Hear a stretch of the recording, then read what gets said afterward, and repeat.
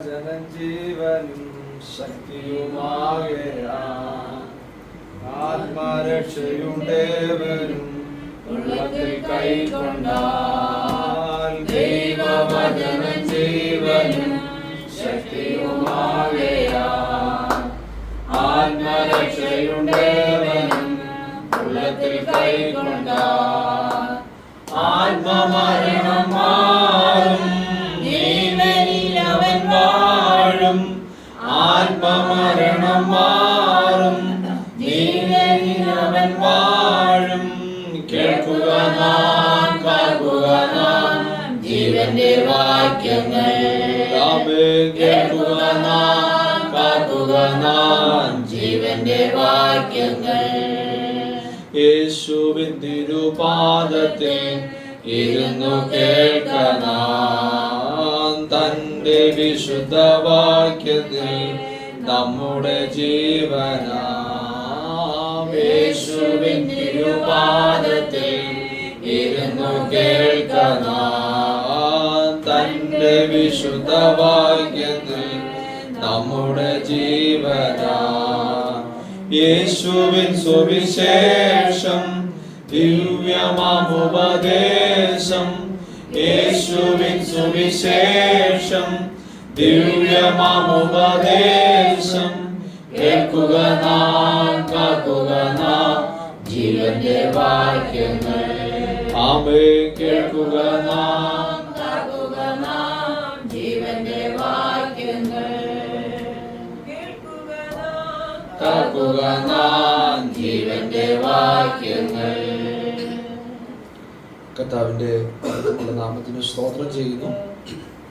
എന്നെ ഒരു പ്രാവശ്യവും കൂടെ ഈ ഭൂമിയിൽ ദൈവത്തിന്റെ വചനവുമായി നിൽപ്പാൻ എനിക്ക് അവസരവും അനുവാദവും ഒരുക്കി തന്ന സർവശക്തനായ ദൈവത്തിന് എൻ്റെ മഹത്വവും പുകഴ്ചയും ആരാധന അർപ്പിക്കുന്നു. എന്നേക്കാൾ പ്രായം കൊണ്ട് പക്വതകൊണ്ട് നിങ്ങളെ നന്നായി ശുശ്രൂഷിക്കുന്ന കർത്താവിൽ വിലപ്പെട്ട ദേവദാസൻ കുടുംബം, ഇവിടെ ആയിരിക്കുന്ന മറ്റു പ്രിയപ്പെട്ടവർ, നമ്മുടെ മുൻ ഡിസ്ട്രിക്റ്റിൻ്റെ കമ്മിറ്റി മെമ്പറായ സെവൻമിസ്റ്റർ കർത്താവ് ദാസനോട് ഒരുമിച്ച് ദൈവത്തെ സ്തുതിപ്പാൻ തന്ന അവസരങ്ങൾക്കായി ദൈവത്തെ സ്തുതിക്കുന്നു. എന്നെ ഈ ശുശ്രൂഷയിലേക്ക് ക്ഷണിച്ച നമ്മുടെ ഡിസ്ട്രിക്ട് സിയുടെ ചാരിറ്റി കൺവീനറായിരിക്കുന്ന കർത്താവദാസൻ ജോയൽ, തൻ്റെ കുടുംബം, തൻ്റെ മാതാവ്, കുഞ്ഞ് എല്ലാവരെയും ക്രിസ്തുവിൽ വന്ദനം ചെയ്യുന്നു. എല്ലാവരെയും ധന്യനായ ദൈവം ധാരാളമായി ഇന്ന് രാവിലെ അനുഗ്രഹിക്കുമാറാകട്ടെ. ദൈവം തരുന്ന നല്ല കൂട്ടായ്മകൾക്കായി സ്തോത്രം ചെയ്യുന്നു. നമുക്ക് ഒരുമിച്ച് ഈ വർഷത്തിന്റെ അവസാന നിമിഷങ്ങളിലോട്ട് വരുമ്പോൾ ഒരുമിച്ച് കർത്താവിനെ സ്തുതിപ്പാനും ഒരുമിച്ച് ദൈവത്തെ മഹത്വപ്പെടുത്തുവാനും ദൈവം തരുന്ന നല്ല സാവകാശങ്ങൾക്കായി സ്തോത്രം ചെയ്യുന്നു. കർത്താവ് നമ്മളെ ഇത്രത്തോളം നടത്തിയല്ലോ, ഇത്രത്തോളം ദൈവം നമ്മളെ പരിപാലിച്ചല്ലോ, അത് ഞാൻ ദൈവത്തിന് സ്തോത്രം ചെയ്യുന്നു. ഈ വർഷത്തിന്റെ ആരംഭം മുതൽ അവസാനം വരെ, ഈ നിമിഷം വരെ ദൈവം നമ്മളെ ക്ഷേമത്തോടെ, ഐശ്വര്യത്തോടെ, സമാധാനത്തോടെ ദൈവം നടത്തിയ ദൈവത്തിന്റെ കൃപയ്ക്കായി സ്തോത്രം ചെയ്യുന്നു. ഒത്തിരി അനർത്ഥങ്ങൾ, ഒത്തിരി പ്രയാസങ്ങൾ, ഒത്തിരി ബുദ്ധിമുട്ടുകളൊക്കെ ഈ വർഷം നമുക്ക് പുറമോട്ട് നോക്കി ഒത്തിരി പറയാനുണ്ട്. വർഷാരംഭത്തിൽ ചിലപ്പോൾ നമ്മളെ പോലെ സമപ്രായക്കാർ, നമ്മളെക്കാൾ കഴിവുള്ളവർ, മിടുക്കുള്ളവരൊക്കെ ലോകത്തു നിന്ന് മാറ്റപ്പെട്ടപ്പോൾ ദൈവം നമ്മളെ ഒരു പ്രാവശ്യവും കൂടെ സന്തോഷത്തോടെ, സമാധാനത്തോടെ ദൈവം നമ്മളെ കൊണ്ടുവന്നല്ലോ. ഇന്ന് രാവിലെ എവിടെ ഇരിക്കുന്നവർ പ്രായമുള്ളവരുണ്ട്, യൗവനക്കാരുണ്ട്, നിങ്ങളെയൊക്കെ ഓർത്ത് സ്തോത്രം ചെയ്യുന്നു. എന്നെ കേൾക്കുന്ന പ്രിയപ്പെട്ടവരെ, ഈ വർഷ അവസാനം നമ്മൾ കാണുമെന്ന് പ്രതീക്ഷിച്ചതല്ല, നമ്മൾ ഇങ്ങനെയൊക്കെ ആയി തീരുമെന്ന് പ്രതീക്ഷിച്ചതല്ല. പക്ഷെ ദൈവം നമ്മളെ ക്ഷേമത്തോടെ നടത്തിയ ആ ദൈവത്തെ ഓർത്ത് ഒത്തിരി സ്തുതിച്ചാലും മതി വരത്തില്ല കേട്ടോ. നമ്മുടെ വാക്കുകൊണ്ടല്ല, നമ്മൾ എന്തൊരു പാട്ട് പാടിയിട്ട് അന്നേരം പറയുന്നതല്ല, നമ്മുടെ ഹൃദയംഗമായി പറയാൻ നമ്മൾ തയ്യാറെടുക്കണം. കർത്താവേ, എന്നെ ഇത്രത്തോളം കൊണ്ടുവരാൻ, ഇത്രത്തോളം നടത്താൻ, ഇത്രത്തോളം ദൈവം സഹായിച്ചല്ലോ. നമ്മളെക്കാളി കഴിവുള്ളവർ, മിടുക്കുള്ളവർ, നന്നായി ആരോഗ്യമുള്ളവർ, സൗന്ദര്യമുള്ളവർ, പണമുള്ളവരൊക്കെ ലോകത്ത് നിന്ന് പടനനവയെ പൊയ്ക്കൊണ്ടിരിക്കുമ്പോൾ എത്ര ആപത്തുകൾ, അനർത്ഥങ്ങൾ വന്നു. റോഡിലൂടെയുള്ള സഞ്ചാരവേളയിലൊക്കെ ദൈവം നമ്മളെ എത്ര ക്ഷേമത്തോടെ നടത്തി, ദൈവം നമ്മളെ പരിപാലിച്ചു. നമുക്കറിയാം, ദിനപത്രങ്ങളൊക്കെ വായിച്ചു നോക്കിയാൽ രാവിലെ നമുക്കറിയാം എത്രയോ പേർ തലേന്നൊക്കെ മരിക്കുന്നു, എത്രയോ വാഹന അപകടങ്ങളിൽ, എത്രയോ കുഞ്ഞുങ്ങൾ, എത്രയോ പ്രിയപ്പെട്ടവരൊക്കെ ലോകത്ത് നിന്ന് മാറ്റപ്പെടുമ്പോൾ ദൈവം നമ്മളെ നടത്തുന്ന ദൈവത്തിന്റെ വഴികൾക്കായി സ്തോത്രം ചെയ്യണം. പ്രായമില്ലാത്ത എത്രയോ കുഞ്ഞുങ്ങൾ ലോകത്ത് നിന്ന് മാറ്റപ്പെടുന്നു. വാഹനാപകടങ്ങളിൽ, മറ്റു പ്രതിസന്ധികളിലൊക്കെ പോകുമ്പോൾ ദൈവം നമ്മളെ ഒരു പ്രാവശ്യവും കൂടെ ഇന്ന് ജീവനോടെ ശേഷിപ്പിച്ചിരിക്കും. ഞാൻ എപ്പോൾ പറയുന്ന കാര്യമുണ്ട്, നാളത്തെ കാര്യമോ ഇന്ന് വൈകിട്ടത്തെ കാര്യമോ ഉച്ച കഴിഞ്ഞുള്ള കാര്യം നമുക്കറിയില്ല. പക്ഷേ ഒരു പ്രാവശ്യവും കൂടെ ദൈവത്തെ സ്തുതിപ്പാൻ, ഒരു നേരവും കൂടെ ദൈവത്തിനൊരു മഹത്വം കൊടുക്കാൻ, ഒരു പ്രാവശ്യവും കൂടെ ദൈവത്തെ ആരാധിപ്പാൻ ദൈവം നമുക്ക് അവസരം തന്നല്ലോ. ദൈവം നമുക്ക് അനുവാദം തന്നല്ലോ. നമ്മുടെ കാലുകൾക്കും കൈകൾക്കും അസ്ഥികൾക്കൊക്കെ ദൈവം ബലം തന്ന് ഇത് നമ്മളെ ക്ഷേമത്തോടെ സ്റ്റെപ്പ് കയറി ഇവിടെ വന്ന് ദൈവത്തെ ആരാധിക്കാൻ ദൈവം നടത്തിയ വിധങ്ങളെ ഓർത്താൽ എത്ര സ്തുതിച്ചാലും എഴുതി വരത്തില്ല. പ്രായമുള്ളവർ മാത്രമൊന്നല്ല, യൗവനക്കാരും ഉണ്ട്. ഞാൻ നിങ്ങളുടെ സ്നേഹത്തോടെ പറയട്ടെ, നമ്മളെക്കാളിലൊക്കെ കഴിവുള്ളവരൊക്കെ ഉണ്ടായിട്ടും ഒരു പ്രാവശ്യവും കൂടെ ദൈവത്തെ സ്തുതിപ്പാൻ, ഒരു പ്രാവശ്യവും കൂടെ ദൈവത്തെ ആരാധിപ്പാൻ ദൈവം നമുക്ക് അനുവാദം തന്നല്ലോ. സ്തോത്രം. അനുവാദവും അവസരവും തന്നതിനായി ദൈവത്തിന് സ്തോത്രം ചെയ്യണം. ഹല്ലേലൂയ. നന്ദി നിറഞ്ഞ ഹൃദയത്തോടെ. കുറച്ച് വർഷങ്ങൾക്ക് മുമ്പ് കോവിഡ് വലിയ പ്രയാസത്തോടെ കടന്നുപോയി. നമുക്ക് ചിലപ്പോൾ അതിലൂടെ ലോകത്ത് മാറ്റപ്പെടാമായിരുന്നു, പല രീതിയിലുള്ള അനർത്ഥങ്ങൾ വരാമായിരുന്നു, പല രോഗങ്ങൾ നമ്മുടെ ശരീരം നോക്കി കാണാമായിരിക്കാം. പക്ഷേ ദൈവം നമ്മളെ മരണത്തിന് ഏൽപ്പിച്ചു കൊടുക്കാതെ ജീവനോടെ നിർത്തി ദൈവത്തിന് സ്തോത്രം ചെയ്യണം. ഇന്ന് രാവിലെ ഉപവാസ പ്രാർത്ഥനയിൽ ഈ രണ്ടാമത്തെ ദിവസം നമുക്ക് ഒരുമിച്ച് ദൈവത്തെ സ്തുതിക്കുമ്പോൾ നന്ദി ഹൃദയത്തോടെ, നന്ദിയോടെ, കർത്താവേ, എന്റെ കഴിവല്ല, എന്റെ മിടുക്കല്ല, എന്റെ പ്രാപ്തിയല്ല, എന്റേതായ സ്ഥാനമോ മാനമോ ഒന്നുമല്ല, ദൈവമായി എന്നെ നടത്തുന്നത്, ദൈവമായി എന്നെ പരിപാലിക്കുന്നേ, ദൈവം എന്നെ സൂക്ഷിക്കുന്നേ എന്ന് ഹൃദയത്തോടെ പറയാൻ സ്തോത്രം. എനിക്ക് എന്റെ ജീവിതാനുഭവത്തിലെ ചില സാക്ഷ്യങ്ങളൊക്കെ എനിപ്പോ ഉച്ചരിക്കുന്നില്ല, വൈകിട്ട് ഞാൻ പറയാൻ ആഗ്രഹിക്കാം. പക്ഷേ എന്റെ ദൈവമക്കളെ, നമ്മുടെ ജീവിതത്തിൽ ദൈവം നടത്തുന്ന വഴികളെ ഓർത്താൽ, ഞാൻ നേരത്തെ ആരംഭത്തിൽ പറഞ്ഞ പോലെ ഇന്ന് രാവിലെയും എന്നെ ജീവനോടെ ദൈവം ഈ ഭൂപരപ്പി ശേഷിപ്പിച്ചിരിക്കുന്നത് ദൈവത്തിന്റെ കൃപയൊന്നു മാത്രമാണ്. സ്തോത്രം. അതുകൊണ്ട് ദൈവത്തെ സ്തുതിപ്പാൻ, ആരാധിപ്പാനൊക്കെ ദൈവം നമ്മളെ സഹായിക്കട്ടെ. ഇന്ന് രാവിലെ ദൈവവചനത്തിലേക്ക് നമ്മുടെ ശ്രദ്ധയെ തിരിച്ച് ചില ദൈവ സന്ദേശങ്ങൾ നിങ്ങളോട് പറഞ്ഞ് ഒരുമിച്ച് പ്രാർത്ഥിപ്പാൻ ദൈവം നമ്മളെ ഇന്ന് രാവിലെ സഹായിക്കട്ടെ. ഉൽപ്പത്തി പുസ്തകം 46 അധ്യായം അതിന്റെ 1 മുതൽ അതിന്റെ 7 വരെയുള്ള വാക്യങ്ങൾ ഒന്ന് പ്രാരംഭമായി വായിച്ച് നിങ്ങളെ സഹായിക്കണം. ഉൽപ്പത്തി പുസ്തകം 46 അധ്യായം അതിന്റെ 1 മുതൽ 7 വരെയുള്ള വാക്യങ്ങൾ ഒന്ന് വായിച്ച്. തന്റെ പിതാവായ ഇസ്ഹാക്കിന്റെ ദൈവത്തിന് യാഗം കഴിച്ചു. ദൈവം ഇസ്രായേലിനോട് രാത്രി ദർശനങ്ങളിൽ യാക്കോബേ യാക്കോബേ എന്ന് വിളിച്ചതിന് ഞാൻ ഇതാ എന്നവൻ പറഞ്ഞു. അപ്പോൾ അവൻ, ഞാൻ ദൈവമാകുന്നു, നിന്റെ പിതാവിന്റെ ദൈവം തന്നെ. ഇസ്രായേലിലേക്ക് പോകുവാൻ ഭയപ്പെടേണ്ട, അവിടെ ഞാൻ നിന്നെ വലിയ ജാതിയാകും എന്നറിയ ചെയ്തു. ഞാൻ നിന്നോട് കൂടെ ഇസ്രായേലിലേക്ക് പോരും, ഞാൻ നിന്നെ മടക്കി വരുത്തും. യോസഫ് സ്വന്തം കൈകൊണ്ട് നിന്റെ കണ്ണടയ്ക്കും എന്നറിയ ചെയ്തു. കർത്താവിന് സ്തോത്രം ചെയ്യുന്നു. ഇന്ന് രാവിലെ ഈ വായിച്ച ദൈവത്തിന്റെ നല്ല വചനത്തിനായി ഞാൻ കർത്താവിന് സ്തോത്രം ചെയ്യുന്നു. നമുക്ക് എല്ലാവർക്കും സുപരിചിതമായ ദൈവത്തിന്റെ വചനമാണ്. നമ്മൾ പല പ്രാവശ്യം വായിക്കുകയും ധ്യാനിക്കുകയും ദൈവികമായ സന്തോഷം ഏറ്റെടുക്കുകയും ചെയ്യുന്ന ഈ നല്ല ദൈവവചനത്തിനായി സ്തോത്രം ചെയ്യുന്നു. ഇന്ന് രാവിലെ ഈ ഭാഗത്ത് ചില ഭാഗങ്ങൾ നിങ്ങളുമായി ചിന്തിച്ച് നമുക്ക് മുമ്പോട്ട് പോകുവാൻ ഇന്ന് രാവിലെ ദൈവം നമ്മളെ സഹായിക്കട്ടെ. ഉൽപ്പത്തി പുസ്തകം നമ്മൾ വായിക്കുമ്പോൾ ആരംഭം മുതൽ തന്നെ ഒരു ആരംഭങ്ങളുടെ പുസ്തകം, എല്ലാത്തിൻ്റെയും ഒരു ആരംഭം കുറിക്കുന്ന ഒരു പുസ്തകമാണ് ഉൽപ്പത്തി പുസ്തകം. എല്ലാത്തിൻ്റെയും ആരംഭം, മനുഷ്യജാതിയുടെ ഈ ഭൂമിയിൽ ദൈവം എന്തെല്ലാം സൃഷ്ടിച്ചിരിക്കുന്നോ അതിൻ്റെ എല്ലാം ആരംഭം കുറിക്കുന്ന ആരംഭങ്ങളുടെ പുസ്തകം ഉൽപ്പത്തി. എന്നാൽ ഇത് വായിച്ചു വരുമ്പോൾ പല ഭാഗങ്ങളിലും ആരംഭം കുറിക്കുന്നെന്ന് പറഞ്ഞാലും പ്രത്യേകമായ ചില അവസരങ്ങളിലൊക്കെ നമ്മൾ തോന്നും, കർത്താവേ, ദൈവം ഒന്ന് ചിലത് ആരംഭിച്ചിട്ട് അതൊക്കെ പാതി വഴി നിന്നു പോകുന്നുണ്ടോ? പുസ്തകങ്ങൾ വായിക്കുമ്പോൾ, അല്ലെങ്കിൽ യോസഫിന്റെ ചരിത്രം തന്നെ വായിക്കുമ്പോൾ, മറ്റു കാര്യങ്ങളൊക്കെ വായിക്കുമ്പോൾ മനസ്സിലാകുന്നുണ്ട്, ദൈവമാണല്ലോ ചിലതിന് ആരംഭം കുറിച്ചത്, ദൈവമാണല്ലോ ഇസ്രായേലിനെ തെരഞ്ഞെടുത്തത്. പക്ഷേ പ്രത്യേകമായ അവസരങ്ങൾ വായിച്ചു നോക്കുമ്പോൾ അതിനൊരു അവസാനമില്ലാതെ ചിലതൊക്കെ പാതി വഴിയിൽ നിന്നു പോകുന്നു എന്നൊക്കെ പലപ്പോഴും നമ്മൾ തന്നെ വായിക്കുമ്പോൾ ചിലപ്പോഴും ചിന്തിക്കാറുണ്ട്. നമ്മുടെ ജീവിത അനുഭവമായിട്ടൊക്കെ ബന്ധപ്പെട്ട ഭാഗങ്ങൾ ചിന്തിച്ചു നോക്കിയാൽ ചിലതൊക്കെ വലിയ പ്രതീക്ഷയോടെ, വലിയ ആഗ്രഹത്തോടെ നമ്മൾ ആരംഭം കുറിക്കും. പക്ഷേ പലപ്പോഴും അതിൻ്റെ ഒരു പര്യവസാനം കാണാതെ പലപ്പോഴും നിരാശയോടൊക്കെ നമ്മൾ നിന്നു പോകുന്ന പല അവസരങ്ങളുണ്ട്. ഇന്ന് രാവിലെ എന്നെ കേൾക്കുന്ന ദൈവമക്കളെ, ഈ ഉൽപ്പത്തി പുസ്തകത്തെ മുൻനിർത്തി നിങ്ങളോട് ദൈവാത്മാവിൽ പറയട്ടെ, ദൈവമാണോ ചിലതിന് ആരംഭം കുറിച്ചതെങ്കിൽ അതിനെ അവസാനിപ്പിക്കാൻ, കൃത്യതയോടെ അവസാനിപ്പിക്കാൻ എന്റെ ദൈവത്തിന് കഴിയും കേട്ടോ. സ്തോത്രം.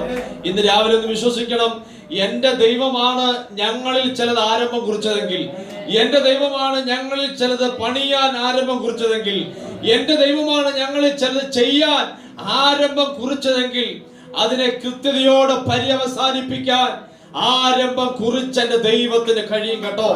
നമ്മൾ പലപ്പോഴും വിചാരിച്ചേക്കാം ഇന്ന് രാവിലെ ദൈവത്തിന്റെ ആത്മാവിലൂടെ ദൈവാത്മാവ് സംസാരിക്കുന്നേ, നമ്മൾ വിചാരിക്കും കർത്താവേ പാതി വഴി കൊണ്ട് അവസാനിച്ചു, ഇനി എന്ത് ചെയ്യും, ഇനി നാളെ ഇനി അങ്ങനായി തീരും, ഇനി മുമ്പോട്ട് പോകാൻ പറ്റുമോ, ചിലത് ഇറങ്ങി തിരിച്ചു പോയല്ലോ.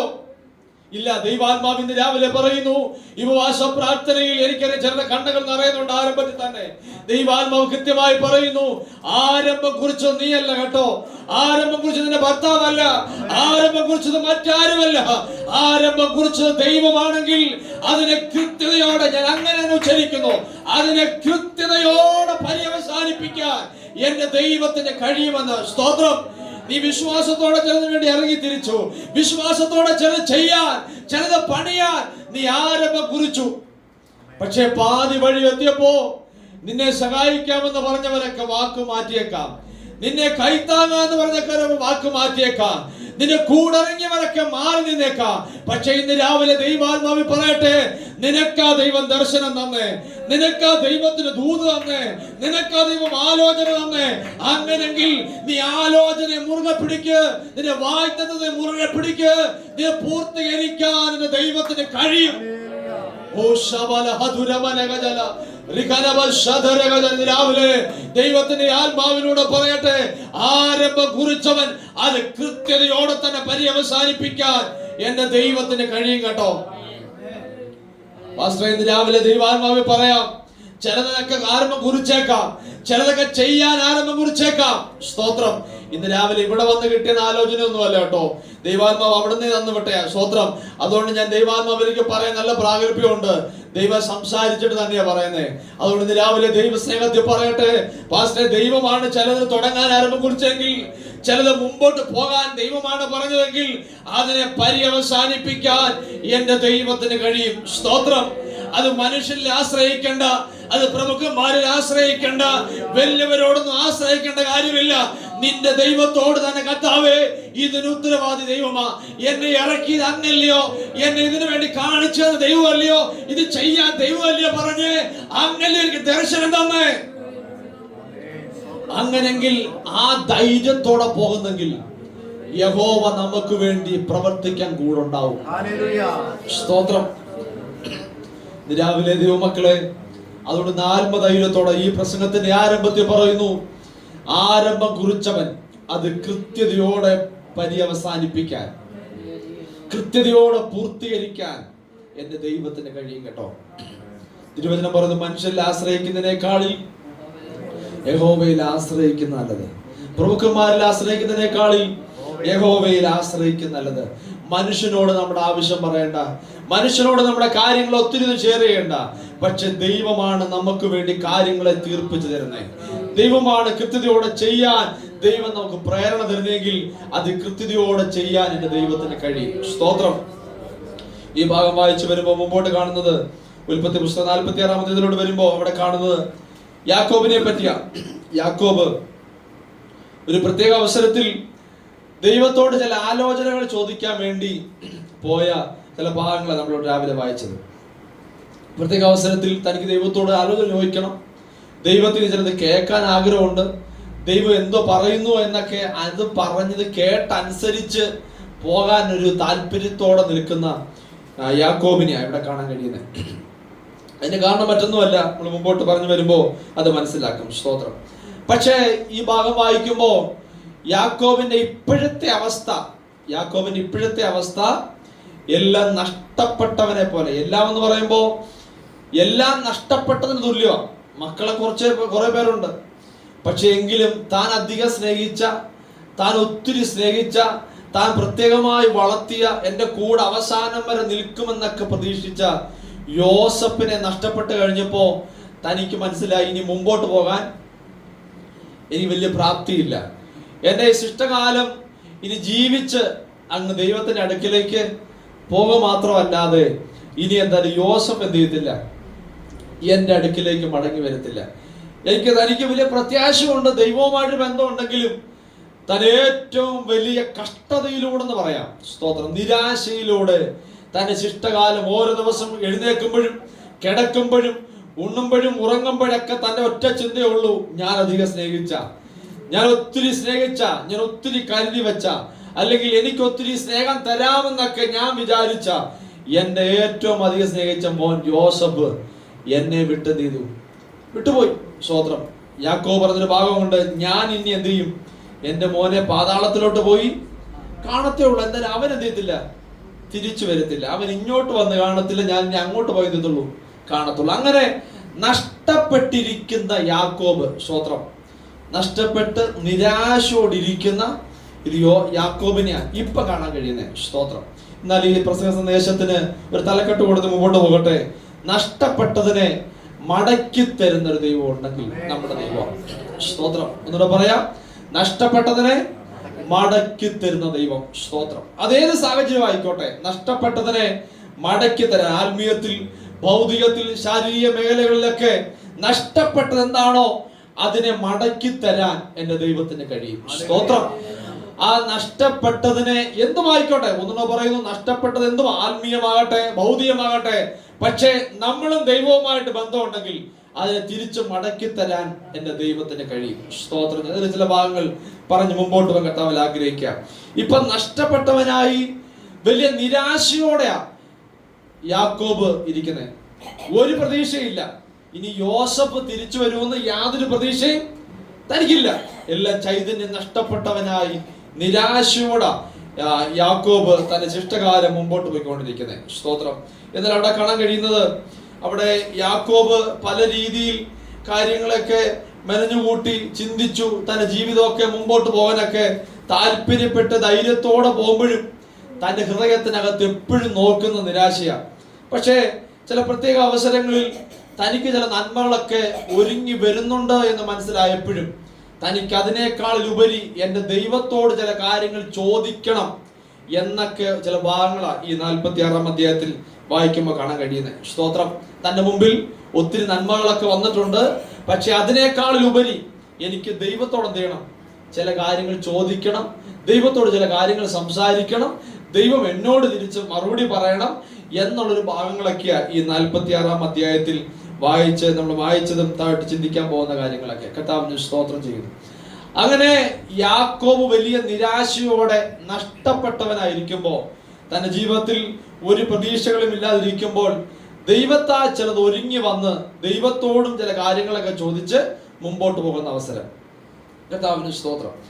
അവിടെ നഷ്ടപ്പെടുന്നതിനെ പറ്റി നമ്മൾ പലപ്പോഴും ചിന്തിക്കുമ്പോൾ കാണുന്നുണ്ട്, എങ്ങനെയൊക്കെയാണ് നഷ്ടപ്പെടാറുള്ളത്. ചിലപ്പോ നമ്മൾ പറയട്ടെ, കർത്താവേ എന്റെ നന്മയൊക്കെ പിശാച് അപകരിച്ചുകൊണ്ട് പോയെന്ന് പറയാറുണ്ട്.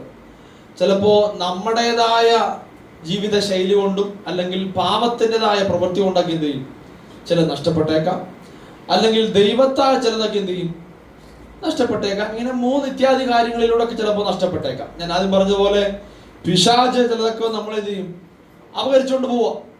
ചില നമ്മുടെ ആത്മീയ ഭൗതിക മേഖലകളൊക്കെ എന്ത് ചെയ്യും, പിശാച് അപകരിച്ചുകൊണ്ട് പോയേക്കാം, സ്തോത്രം, ന്യായമായിട്ടാണ്.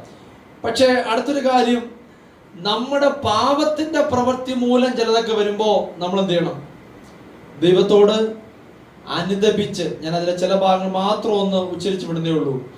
പാപത്തോട് വരുമ്പോ നമ്മൾക്കൊരു അനുതാപത്തിനൊരു മനസ്സ് എന്ത് ചെയ്യണം, ഒന്ന് കാണിക്കണം, സ്തോത്രം. കർത്താവേ എന്റെ കുറവുകൊണ്ടാണോ അതെന്റെ ജീവിതത്തിൽ സംഭവിച്ചത്, എന്റെ കുറ്റം കൊണ്ടാണോ അത് സംഭവിച്ചത്, എന്റേതായ ബുദ്ധിമുട്ട് കൊണ്ടാണോ അത് സംഭവിച്ചതെന്ന് ദൈവത്തോടൊന്ന് ചോദിക്കാൻ നമ്മൾ എന്ത് ചെയ്യണം, ഒരു മനസ്സ് കാണിക്കണം. പലപ്പോഴും നമ്മൾ ചിലതൊക്കെ നഷ്ടപ്പെട്ടാലും ചിലതൊക്കെ ചില പ്രയാസം ഉണ്ടായാലും നമ്മൾ പലപ്പോഴും ന്യായീകരിക്കുന്നവരാ, അല്ലയോ, ന്യായീകരിക്കുന്നവർ. എന്താ ന്യായീകരിക്കുന്നത്, എന്റേതായ തെറ്റുകൊണ്ടല്ല, അത് ഇന്ന ആളുടെ കൊണ്ടാണെന്ത് ചെയ്യും, നമ്മൾ ന്യായീകരിക്കാറുണ്ട്, സ്തോത്രം. എൻ്റെ കുഴപ്പമല്ല, ഞാൻ ചെയ്തതെല്ലാം കൃത്യതയുള്ളതാണ്, പക്ഷേ അത് ഇന്ന ആളുടെ കുഴപ്പം കൊണ്ടാണ് എന്ത് ചെയ്യും, നമ്മൾ ന്യായീകരിക്കാറുണ്ട്, സ്തോത്രം. പക്ഷെ ദൈവം അതെന്ത് ചെയ്യുന്നില്ല, ദൈവം അത് ഇഷ്ടപ്പെടുന്നില്ല. ദൈവം പറയുന്നത് നിരന്തരമായി എന്ത് ചെയ്യണം, ഒരു മാനസാന്തരം ഉണ്ടാവണം. ഇപ്പൊ ഞാൻ പ്രസംഗിക്കുന്നെങ്കിലും എനിക്ക് കുറവില്ലെന്നല്ല ഞാൻ പറയുന്നത്, പക്ഷേ ഒരു നിരന്തരമായ ഒരു മാനസാന്തരം നമ്മുടെ ജീവിതത്തിൽ ഉണ്ടെങ്കിൽ ദൈവം നമ്മളിൽ പ്രസാദിക്കുമെന്ന് ഞാൻ പറയുന്നുള്ളൂ. സ്തോത്രം. നിരന്തരമായ ഒരു മാനസാന്തരം. നമ്മൾ ചിലപ്പോൾ നഷ്ടപ്പെട്ടാലും പറയും, എടാ അത് പോയാലും വേണ്ടിയില്ല, എന്റെ കുറ്റം അല്ല. സ്തോത്രം. ഞാൻ അംഗീകരിക്കാൻ എന്തില്ല, തയ്യാറല്ല. അത് പോയി, ശരിയാ. അത് നമ്മൾ ചിലപ്പോൾ ദൈവത്തിനടുത്ത് പണിയാലും അല്ലെങ്കിൽ പിശാചിനെ എന്ത് ചെയ്യും, പിശാച് കൊണ്ടോ, ഇല്ലില്ല. ഞാൻ പറയുന്നു, ചിലപ്പോൾ നമ്മുടെ പാപം കൊണ്ടാണെങ്കിൽ കർത്താവേ അതെന്റെയാണെന്ന് അംഗീകരിക്കാൻ ഈ വർഷത്തിന്റെ അവസാന നിമിഷങ്ങളിലോട്ട് വന്നിരിക്കുക. കർത്താവേ, നിങ്ങളൊക്കെ എന്നെക്കാളിൽ പ്രായമുള്ളവരൊക്കെ ഉണ്ട്, എന്നാ സ്നേഹത്തോടെ പറയട്ടെ, നമ്മുടെ പാപത്തെ വെച്ചു പൊറുപ്പിക്കാതെ അതിനെ ന്യായീകരിച്ചു കൊണ്ടുപോകാതെ അതിനെ ഒന്ന് ഏറ്റു പറയാനും അതെന്നിലൂടെ വന്നതാണെന്നൊന്ന് പറഞ്ഞ് മനസ്സിലാക്കി അതിനൊന്ന് ഏറ്റു പറഞ്ഞ് ഉപേക്ഷിക്കാൻ തയ്യാറായാൽ ദൈവം നമ്മളിൽ എന്ത് ചെയ്യും, പ്രസാദിക്കും. അല്ലാതെ എപ്പോഴും ഒരു തെറ്റ് ചെയ്താൽ എടാ ഇന്ന ആളാണ്, അത് മറ്റവരാണ്, മറിച്ചവരാണെന്ന് പറയാതെ അതിനെ ന്യായീകരിച്ചു കൊണ്ടുപോകാതെ അതിനെ മാറ്റി മാറ്റി അങ്ങോട്ട് വിട്ട് കളയാതെ സ്വയം എന്ന് ഏറ്റെടുത്താൽ ദൈവം നമ്മളിൽ എന്ത് ചെയ്യും, ദൈവം നമ്മളിൽ പ്രസാദിക്കും. ദൈവം നമ്മുടെ പ്രാർത്ഥന കേൾക്കും. ദൈവം അങ്ങനെ പറയുന്നത്, നിന്റെ പ്രാർത്ഥന കേൾക്കണം, അറേ കിടന്ന് രഹസ്യത്തിൽ കാണുന്ന പിതാവിനോട് എന്ത് ചെയ്യണം, പ്രാർത്ഥിക്കണം എന്നൊക്കെ പറയുന്നുണ്ടോ. ദൈവം പറയുന്നുണ്ട്, നിന്റെ സഹോദരനോട് നിനക്ക് വല്ലതും ഉണ്ടെങ്കിൽ എന്ത് ചെയ്യണം, നീ എന്ത് ചെയ്യണം, ക്ഷമ ചോദിച്ച് ഏറ്റു പറയേണ്ടതൊക്കെ ഏറ്റു പറഞ്ഞ് കളഞ്ഞെങ്കിലേ ദൈവം നമ്മളിൽ പ്രസാദിക്കത്തുള്ളൂ. സ്തോത്രം. നമ്മൾ എത്ര കൈയടിച്ചാലും പാടിയാലും ആരാധിച്ചാലും വചനം കേട്ടാലും ആലോചന കേട്ടാലും ദൂത് കേട്ടാലും ഒന്ന് പറയാം, ദൈവം നമ്മളിൽ പ്രസാദിക്കണമെങ്കിൽ, ദൈവം നമ്മളിൽ ദൈവത്തിന്റെ ഒരു ദൈവ സാന്നിധ്യം വെളിപ്പെടണമെങ്കിൽ, യേശു കർത്താവ് പ്രാർത്ഥനയെ പറ്റി അവരുടെ ഒരു ഉപമ പറഞ്ഞെങ്ങനെയാ, രണ്ടുപേര് പ്രാർത്ഥനയ്ക്ക് വേണ്ടി ആലയത്തിൽ ചുങ്കക്കാരനും പരീശനും വന്നു. പരീശൻ പറയാം, കർത്താവേ ഞാൻ ഇവനെ പോലല്ലാഞ്ഞ് ഞാൻ ദൈവത്തിന് സ്തോത്രം ചെയ്യുന്നു. നമ്മൾ പലപ്പോഴും അങ്ങനെ, കർത്താവേ ഞാൻ കണ്ണടച്ചിങ്ങനെ പ്രാർത്ഥിക്കുക, പക്ഷേ തൊട്ടടുത്തിരിക്കുന്നവനെയും കൂടെ അതേനെ നമ്മൾ പറയുന്ന ഇവനെ പോലെ അല്ലാഞ്ഞ് സ്തോത്രം. ഇത് രാവിലെ അങ്ങനെ ന്യായീകരിക്കാതെ, കർത്താവ് എനിക്ക് എന്തെങ്കിലും ഉണ്ടെങ്കിൽ എന്നോട് ക്ഷമിക്കണം, എന്റെ ജീവിതത്തിൽ ചില നഷ്ടപ്പെട്ടത് എന്റെ കുറ്റം കൊണ്ടാ, ഞാൻ അത് സമ്മതിക്കുന്ന കർത്താവേ സ്തോത്രം. എനിക്ക് മടങ്ങി വരാൻ എനിക്ക് ആഗ്രഹമുണ്ട്. മടങ്ങി വരാൻ ആഗ്രഹമുണ്ട്. എലീശയുടെ കാലത്ത് കുറെ പേരൊക്കെ കാട്ടിപ്പോയി മരം വെട്ടാൻ പോയി, വാടകയ്ക്ക് എടുത്തോണ്ട് വന്ന ഭാഷ വാടകയ്ക്ക് എടുത്തോണ്ട് പോയി കോടാലി എന്ത് ചെയ്ത് വെള്ളത്തിൽ പോയി. പക്ഷെ എലീശ ചോദിച്ച്, നഷ്ടപ്പെട്ടത് എവിടാ, അത് നിന്നെ കാണിച്ചു തരാൻ തയ്യാറുണ്ടെങ്കിൽ ഞാൻ അത് എടുത്തു തരാൻ ബാധ്യസ്ഥനാണ്. ഇന്ന് രാവിലെ നമുക്കും അങ്ങനെ ആവട്ടെ. നമ്മുടെ ജീവിതം നഷ്ടപ്പെട്ട് എന്താണെന്ന് ബോധ്യമുണ്ട്, പക്ഷെ അത് എങ്ങനെ നഷ്ടപ്പെട്ടു, അതെവിടെ വെച്ചാ പോയതെന്ന് പറയാൻ ഒരു ധൈര്യം ഉണ്ടെങ്കിൽ എടുത്തു തരാൻ ദൈവശക്തനാ. സ്തോത്രം. എലീശ തന്നെ പറഞ്ഞ്, എടാ പോയത് നിനക്ക് കാണിച്ചു തരാൻ പറ്റുമോ, നിനക്ക് എവിടെ വീണേന്ന് പറയാൻ പറ്റുമോ, നിനക്ക് എവിടെ വീണേന്ന് നിനക്ക് ബോധ്യമുണ്ടോ, അത് തിരിച്ചു തരാൻ ഞാൻ ശക്തനാ, പക്ഷേ അത് കാണിച്ചു കൊടുക്കാൻ നീ ബാധ്യസ്ഥത. സ്തോത്രം. ദൈവത്തിന് അറിയാനല്ല, പ്രവാചകൻ ശക്തനായ പ്രവാചകനാ എലീശ. അത്ഭുതങ്ങളൊക്കെ നിരന്തരമായി ചെയ്യുന്ന വ്യക്തിയാ. നിരന്തരമായ അത്ഭുതങ്ങളും അടയാളങ്ങളും വീര്യപ്രവൃത്തികളൊക്കെ ചെയ്ത് ജനത്തെ കിടുകിട വിറപ്പിക്കുന്ന ആളാ. അവിടെ പറയുന്നത്, രഹസ്യമായി ഇരിക്കുമ്പോൾ തന്നെ മറ്റു രാജ്യക്കാർ ആക്രമിക്കാൻ പ്ലാൻ ചെയ്യുമ്പോൾ തന്നെ ഇവൻ അറിയാൻ എന്ത് ചെയ്യും, അത് പ്രവചിച്ചു പറയുന്ന ആളാ. ആ പ്രവാചകന് നന്നായിട്ട് അറിയാം, ഞാൻ വിശ്വസിക്കുന്നു, ആ കോടാലി എവിടെ പോയെന്ന്. സ്തോത്രം. ഇവൻ കാണിച്ചു കൊടുക്കേണ്ട കാര്യമുണ്ടോ? ഈ എലീശ പ്രവാചകൻ തന്നെയല്ലേ അവരെ എന്ത് ചെയ്യാൻ അങ്ങോട്ട് വിട്ടത്. എലീശ പ്രവാചകന് മറ്റുള്ളവരോട് ദൂത് പറയാൻ കഴിയുന്നെങ്കിൽ, ആലോചന പറയാൻ കഴിയുന്നെങ്കിൽ, അത്ര കൃത്യതയോടെ പ്രവചിക്കാൻ കഴിയുന്നെങ്കിൽ ഈ കോടാലി വീണ എവിടാന്ന് എന്ത് ചെയ്യാം, എലീശയ്ക്ക് പറയാൻ പറ്റും. പക്ഷെ എലീശ പറഞ്ഞു, നീയാണ് കാണിക്കണ്ടേ. സ്തോത്രം. നിന്റെ കയ്യിൽ നിന്ന് നഷ്ടപ്പെട്ട് നിന്റെ കയ്യിൽ നിന്ന് പോയെ അത് നീ കാണിക്കാൻ തയ്യാറാണെങ്കിൽ ഞാൻ എടുത്തു തരാൻ ശക്തനാണ്. ഇന്ന് രാവിലെ എന്നെ കേൾക്കുന്ന ദൈവമക്കളെ, ഈ ആണ്ടിന്റെ അവസാന നിമിഷങ്ങളിലോട്ട് വരുമ്പോ അതിന് വലിയവനെന്നോ ചെറിയവനെന്നോ സ്ഥാനോ മാനോ ദൈവത്തിന് വിഷയമല്ല. ഏത് വ്യക്തി ആയിക്കോട്ടെ, പക്ഷെ ഒറ്റ കണ്ടീഷൻ, നീ കാണിച്ചു കൊടുക്കാൻ തയ്യാറായാൽ. കർത്താവേ, ഇത് ഇവിടെ വീണത്, എന്റെ ജീവിതയാത്രയിൽ ഇവിടെ ഞാൻ വീണുപോയെ, ഇവിടെ ഞാൻ മുങ്ങിപ്പോയെ, ഇവിടെ കൊണ്ടായിരിക്കും പാപം സംഭവിച്ചേ. പഴയതുപോലെ എനിക്ക് കയറി വരാൻ പറ്റുന്നില്ല, പഴയതുപോലെ ആത്മതീഷ്ണത എനിക്ക് വരാൻ പറ്റുന്നില്ല. എനിക്കൊരു ആത്മീയ മാറ്റം വേണം, ഒരു ആത്മീയമായ സന്തോഷം എനിക്ക് അനുഭവിക്കണം, എനിക്ക് മുന്നോട്ട് ഗമിക്കാൻ ആഗ്രഹമുണ്ട്. പക്ഷേ കർത്താവ് ഇന്ന് രാവിലെ ചോദിക്കുന്നു, നീ എവിടെയാ വീണുപോയേ, നീ എവിടാ താളടിയായി പോയേ, അതൊന്നും പറയാൻ. സ്തോത്രം. ഒത്തിരി ദൈവം ചോദിക്കുന്നില്ല, ഒത്തിരി ദൈവം ആഹ്വാനം ചെയ്യുന്നില്ല, ഒത്തിരി പറയാൻ ദൈവം ആഗ്രഹിക്കുന്നില്ല. പക്ഷേ ദൈവം ഒറ്റ കാര്യം പറയുന്നുള്ളൂ, നീ എവിടാ വീണുപോയേ. സ്തോത്രം. അതൊന്ന് കാണിച്ചു കൊടുക്കാൻ മനസ്സുണ്ടോ? അതൊന്ന് പറയാൻ നിനക്ക് മനസ്സുണ്ടോ? കോടാലി ഇന്നെടുത്ത പോയെ എന്ന് കാണിച്ചു കൊടുക്കാൻ മനസ്സുണ്ടെങ്കിൽ ഇന്ന് രാവിലെ ദൈവാത്മ പറയുന്നു, അതിനെ പൊക്കിയെടുക്കാൻ ദൈവത്തിന് കഴിയും കേട്ടോ. അതെത്ര ആഴത്തിലുള്ളതായിക്കോട്ടെ. ഇന്ന് രാവിലെ ദൈവാത്മാവ് ശക്തമായി പറയുന്നു, അത് എത്ര ആഴത്തിൽ കിടക്കുന്നതാണെങ്കിലും ഇരുമ്പൊരിക്കലും വെള്ളത്തിൽ നിന്ന് പൊങ്ങി വരില്ലെന്നൊക്കെ നീ വിചാരിച്ചേക്കാം. ഒരിക്കലും നീ പൊങ്ങില്ല, നീ ഉയരത്തില്ലെന്നൊക്കെ ശത്രു പറഞ്ഞേക്കാം. പക്ഷെ ഇന്ന് രാവിലെ ദൈവാത്മാവ് പറയുന്നില്ല, നീ അവിടുന്ന് പൊങ്ങി വരിക തന്നെ ചെയ്യും.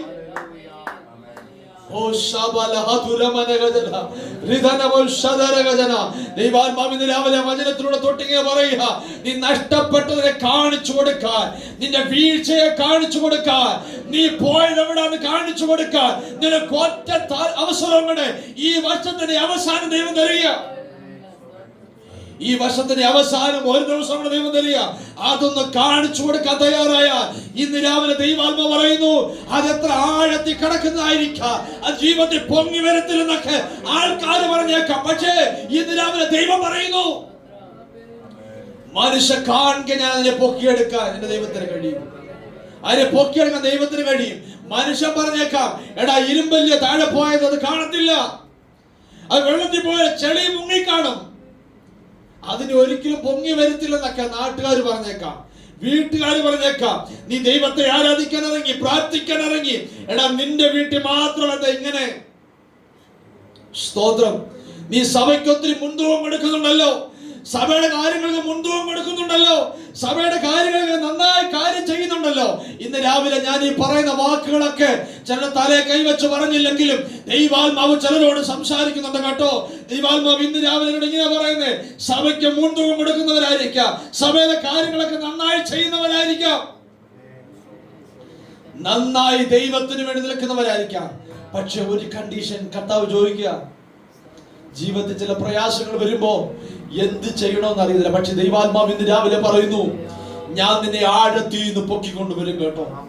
ആഴത്തിൽ നിന്ന് പൊക്കിക്കൊണ്ടുവരും, ആഴത്തിൽ നിന്ന് പൊക്കിക്കൊണ്ടുവരും. മനുഷ്യൻ പറയുന്നുണ്ട്, നാട്ടുകാർ പറയുന്നുണ്ട്, വീട്ടുകാർ പറയുന്നുണ്ട്, ഇനി അവൻ ഉയരത്തില്ല. പ്രവാചകൻ ഇങ്ങനെയാ പറഞ്ഞത്, എന്റെ ശത്രുവായവളെ എന്നെ ചൊല്ലി നീ സന്തോഷിക്കരുത്, ഞാൻ വീണു എങ്കിലും ഞാൻ എഴുന്നേൽക്ക തന്നെ ചെയ്യും. ഓ ഇന്ന് രാവിലെ വിശ്വസിക്കാൻ പറ്റുമോ? എന്റെ ശത്രുവായവളെ നീ എന്നെ ചൊല്ലി സന്തോഷിക്കരുത്, എന്റെ വീഴ്ച കണ്ട് സന്തോഷിക്കരുത്. ഞാനിപ്പോ വീണ് കിടക്കുക നിശ്ചയമാ, പക്ഷെ എന്നെ ഇവിടെ എഴുന്നേൽപ്പിക്കുന്ന ഒരു ദൈവത്തിന്റെ കരമുണ്ട് കേട്ടോ. ഇന്ന് രാവിലെ സന്ദേശം കേൾക്കുന്ന ദൈവമക്കളെ, ഈ സന്ദേശങ്ങൾക്ക് ദൈവജനമേ, ദൈവാത്മാവ് നിങ്ങളോട് പറയുന്നേ, എന്റെ ശത്രുവായവളെ എന്നെ ചൊല്ലി നീ സന്തോഷിക്കരുത്, എന്നെ ചൊല്ലി നീ സന്തോഷിക്കരുത്. ഞാൻ വീണു, നിശ്ചയമായിട്ട് വീണു, ഞാൻ സമ്മതിക്കുന്നത്. പക്ഷേ ഞാൻ വീണിട്ട് അവിടെ കിടക്കാനല്ല കേട്ടോ. ദൈവവചനം അങ്ങനെ പറയുന്നേ, പ്രവാചകൻ അങ്ങനെ പറയുന്നേ, ഞാൻ വീണിട്ട് അവിടെ കിടക്കാനല്ല. വചനം പറയുന്നു, എന്റെ ശത്രുവായവളെ എന്നെ ചൊല്ലി സന്തോഷിക്കരുത്, ഞാൻ വീണുവെങ്കിലും ഞാൻ എഴുന്നേൽക്ക തന്നെ ചെയ്യും. അങ്ങനെ എഴുതിയേക്കുന്നേ, ഞാൻ വീണുവെങ്കിലും എഴുന്നേൽക്ക തന്നെ ചെയ്യും. ഞാൻ ഇപ്പൊ ഇരുട്ടത്തായിരിക്കുന്നേ, പക്ഷെ യഹോവ എനിക്ക് എന്ത് ചെയ്യും? വെളിച്ചമായി വരുമെന്ന വചനം പറയുന്നേ. ഇന്ന് രാവിലെ ഒന്ന് വിശ്വസിക്കാൻ പറ്റുമോ? എന്റെ ശത്രുവായവളെ നീ എന്നെ ചൊല്ലി സന്തോഷിക്കരുത്. ഞാനിപ്പോ ആയിരിക്കുന്ന അവസ്ഥ ബുദ്ധിമുട്ടാ, ഞാനിപ്പോ ആയിരിക്കുന്ന സാഹചര്യം മോശമാ, പക്ഷെ എന്നെ അറിയുന്ന ഒരു കർത്താവുണ്ട് കേട്ടോ. ഞാൻ എന്നോടെ കിടക്കാനുള്ളവനല്ല, ഞാൻ എന്നോടെ കിടക്കാനുള്ളവളല്ല, ഞാൻ എന്ന് വിരണ്ടത് കിടക്കാനല്ല. യഹോവ എനിക്ക് വെളിച്ചമായി, യഹോവ എനിക്ക് വെളിച്ചമായി പ്രകാശിക്കും. ശത്രുക്കളുടെ മുമ്പാകെ മേശ ഒരുക്കാൻ എന്റെ ദൈവത്തിന് കഴിയും കേട്ടോ. ശത്രുക്കൾ ഉണ്ടാവാം, പരിഹസിക്കുന്നവരുണ്ടാക്കാം, എന്നെ ദുഷിക്കുന്നവരുണ്ടാവാം, പക്ഷെ ഇന്ന് രാവിലെ വിശ്വസിക്കുന്നു, അവരുടെ മുമ്പിൽ മേശ ഒരുക്കാൻ എന്റെ ദൈവത്തിന് കഴിയും. അല്പസമയം എല്ലാവരും ദൈവത്തെ സ്തുതിക്കുമോ? എന്റെ ശത്രുവായവളെ, നീ എന്നെ ചൊല്ലി സന്തോഷിക്കരുത്. ഞാൻ വീണു, ന്യായമായിട്ട് വീണു, പക്ഷേ യഹോവ എന്നെ എഴുന്നേൽപ്പിക്കും.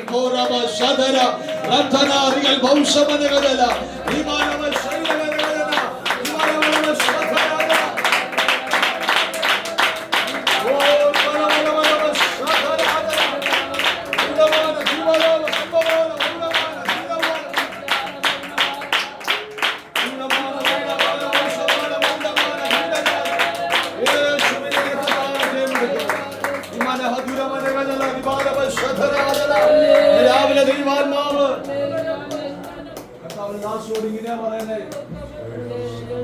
യഹോവ നിന്റെ ഉയർച്ചകളെ നന്നായിട്ട് അറിയുന്ന ദൈവമാണ്. നിന്റെ അവസ്ഥകളെ അറിയുന്ന ദൈവമുണ്ട്. മനുഷ്യൻ കാണുന്നില്ലെങ്കിലും നിന്റെ സാഹചര്യങ്ങളെ നന്നായിട്ട് അറിയുന്ന ദൈവം, നിന്റെ അവസ്ഥകളെ നന്നായി കാണുന്ന ദൈവം, നിന്റെ കണ്ണുനീരിനെ കാണുന്ന ദൈവം ഇന്ന് രാവിലെ നിന്റെ സമീപത്തായി ഉണ്ട്. നീ മനുഷ്യരിൽ ആശ്രയിക്കരുത്, പ്രഭുക്കന്മാരോട് നീ ചോദിക്കുകയും വരുന്നത്. യഹോവ നിന്റെ അവസ്ഥകൾക്ക് ഞാൻ സ്ഥിതിയെ മാറ്റും. യഹോവയുടെ നീട്ടിയ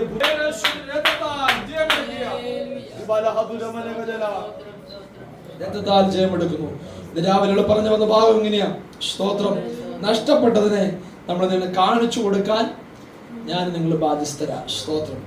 എന്നാൽ ദൈവികമായ പ്രവൃത്തിയിലൂടെ ചിലതൊക്കെ എന്ത് ചെയ്യാം, നഷ്ടപ്പെട്ടേക്കാം. അത് ഓടിച്ചൊരു വാക്ക് പറഞ്ഞ് ഞാൻ നിർത്താൻ ആഗ്രഹിക്കുക.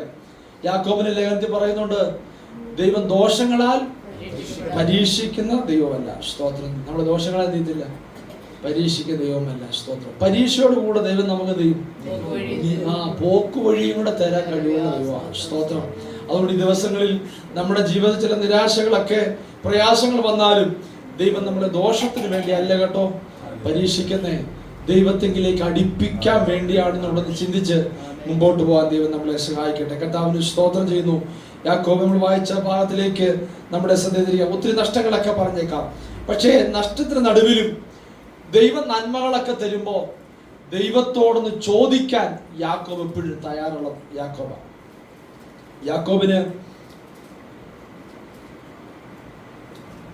ഒത്തിരി നഷ്ടം പറയാനുണ്ട്.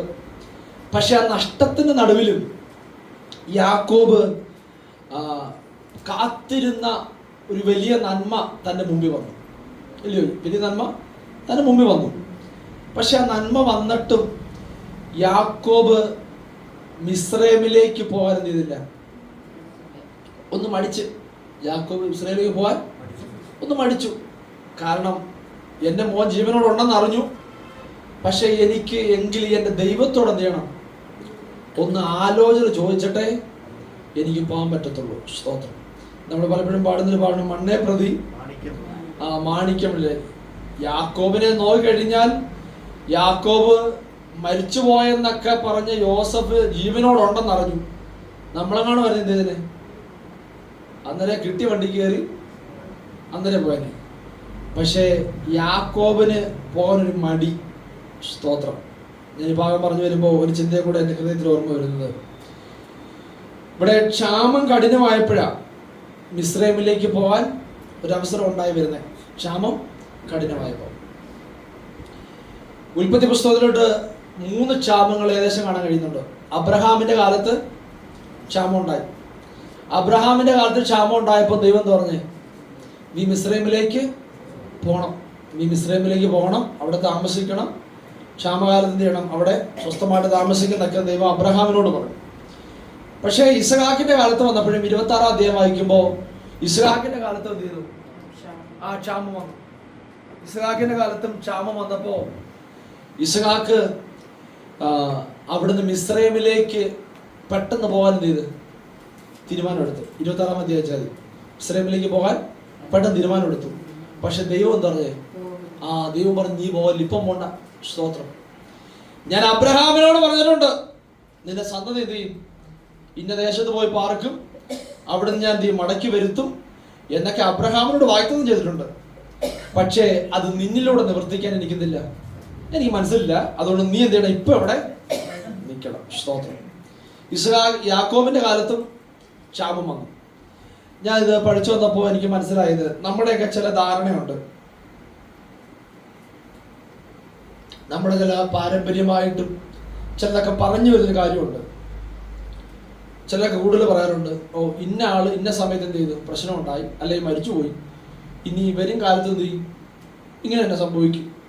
അങ്ങനെ കുറേ എന്തുവാ അന്ധവിശ്വാസ ചിന്തകൾ എന്തുണ്ട് ചിലർക്ക് ഉള്ളിലുണ്ട്. എടാ ഇന്ന ആൾക്ക് സംഭവിച്ചു, ഇനി ഞങ്ങളുടെ വീട്ടിൽ ഇന്നാക്കും കൂടെ ഇല്ല, ഞാൻ അത് വിശ്വസിക്കുന്നില്ല. അബ്രഹാമിന്റെ കാലത്ത് ക്ഷാമം ഉണ്ടായി, പക്ഷേ ഇസ്ഹാക്കിന്റെ കാലത്ത് എന്ത് ചെയ്തു, ക്ഷാമം ഉണ്ടായി. ദൈവം പറഞ്ഞേ, നീ അവനെ കണ്ട് അങ്ങോട്ട് എന്ത് ചെയ്യണ്ട, നിന്റെ അപ്പം അബ്രഹാം അങ്ങോട്ട് പോയി, പക്ഷെ കാര്യം ശരിയാ, പക്ഷെ നിനക്ക് പോകാനെന്തില്ല, നിനക്ക് പോകാൻ അനുവാദമില്ല, നീ അവിടെ നിൽക്കണം. 26 അധ്യായം വായിക്കുമ്പോൾ കാണാൻ കഴിയുന്ന ഇങ്ങനെ, ഇസ്ഹാക്കേ നീ അവിടെ തന്നെ പാർക്കണം, ക്ഷാമം ഉണ്ടാവും, പക്ഷെ അനേകം നിന്നെ എന്ത് ചെയ്യും, അവിടെ ബുദ്ധിമുട്ടിക്കും. ഞാൻ എൻ്റെ ഭാഷയിലാണ് പറയുന്നത്. പക്ഷെ നീ എന്താണ് ഒറ്റ കണ്ടീഷൻ, നീ അവിടെ നിന്ന് കൊടുക്കാൻ തയ്യാറായാൽ ഞാൻ നിന്നെ മാനിക്കാം. സ്തോത്രം. ഇന്ന് രാവിലെ ഒത്തിരി പ്രയാസം ഉണ്ടാവും, അല്ലെങ്കിൽ ഇന്നാക്ക് വന്നു അതുകൊണ്ട് എനിക്കും ആ രോഗം വരുമോ എന്നൊരു മരണഭീതി ആരെങ്കിലും ഇന്ന് രാവിലെ അലട്ടുന്നുണ്ടെങ്കിൽ ദൈവാത്മാവ് ഇന്ന് രാവിലെ പറയുന്നു, നിന്റെ മരണഭീതി അഴിക്കാനാ എന്റെ യേശു ഇവിടെ വന്നിരിക്കുന്നത് കേട്ടോ. സ്തോത്രം. അയ്യോ എന്റെ വീടിനകത്ത് ഇന്നാക്ക് ഇന്ന രോഗം ഇന്ന പ്രായത്തിൽ സംഭവിച്ചു, എന്റെ വീട്ടിൽ ഇന്നാക്ക് ഇന്ന സമയത്ത് മരണം സംഭവിച്ചു, ആ രോഗം വന്നു, എനിക്കും ഇനി വരുമോ എന്നൊരു ആദ്യ ആക്കുകളും ഇന്ന് രാവിലെ ഉണ്ടെങ്കിൽ ദൈവാത്മാവ് ഇന്ന് രാവിലെ പറയുന്നു, അതിനെ അഴിക്കാനാ, പിശാചിന്റെ പ്രവൃത്തികളെ അഴിക്കാനാ യേശു ഭൂമി വന്നത്. സ്തോത്രം. ഇന്നാക്ക് സംഭവിച്ചോണ്ട് എനിക്ക് സംഭവിക്കണമെന്നില്ല. നീ യേശുവിന്റെ രക്തത്താൽ മുദ്രയിടപ്പെട്ടവനാണെങ്കിൽ യേശുവിന്റെ വലയം നിനക്കൊണ്ട് കേട്ടോ. ഇന്നാക്ക് വന്നതുപോലെ എനിക്കും വരണമെന്ന് നീ ചിന്തിക്കരുത്. സ്തോത്രം. നിന്നെ വിടുവിക്കാൻ ദൈവത്തിന് കഴിയും കേട്ടോ. ഇന്നാക്ക് വന്നതുകൊണ്ട് എനിക്ക് വരണം. ആരെങ്കിലും ഇന്ന് രാവിലെ മരണ ഭീതിയിലിരിക്കുന്നെങ്കിൽ, അയ്യോ എനിക്കും മരണം സംഭവിക്കുമോ, എനിക്കും ഇന്നത് വരുമോ, എന്നതുപോലെ എനിക്ക് ആയി തീരുമോ, കിടപ്പിലാവോ എന്നൊക്കെ മരണഭയം ആരെങ്കിലും വരണമെന്നുണ്ടെങ്കിൽ ഇന്ന് രാവിലെ ദൈവം പറയുന്നു, ആ മരണത്തിന്റെ ഭീതി അഴിക്കുന്ന ഒരു ദൈവത്തിന്റെ കരമുണ്ട് കേട്ടോ. ഓ ശബല ഹദുരമനഗജന. ഇന്ന് രാവിലെ മരണത്തിന്റെ ഭീതി അലട്ടുന്ന ചില വ്യക്തികൾ യേശുവിന്റെ നാമത്തിൽ നിന്ന് ആ ദുരാത്മ മണ്ഡലം അഴിഞ്ഞു പോകട്ടെ. ഈ വാക്കുകൾ ഉച്ചരിച്ചുകൊണ്ടിരിക്കുമ്പോൾ തന്നെ ഈ ശബ്ദം എവിടെ കേൾക്കുന്നോ, ആരെല്ലാം കേൾക്കുന്നോ, അവിടെ മേൽ അലട്ടുന്ന മരണത്തിന്റെ ഭീതികൾ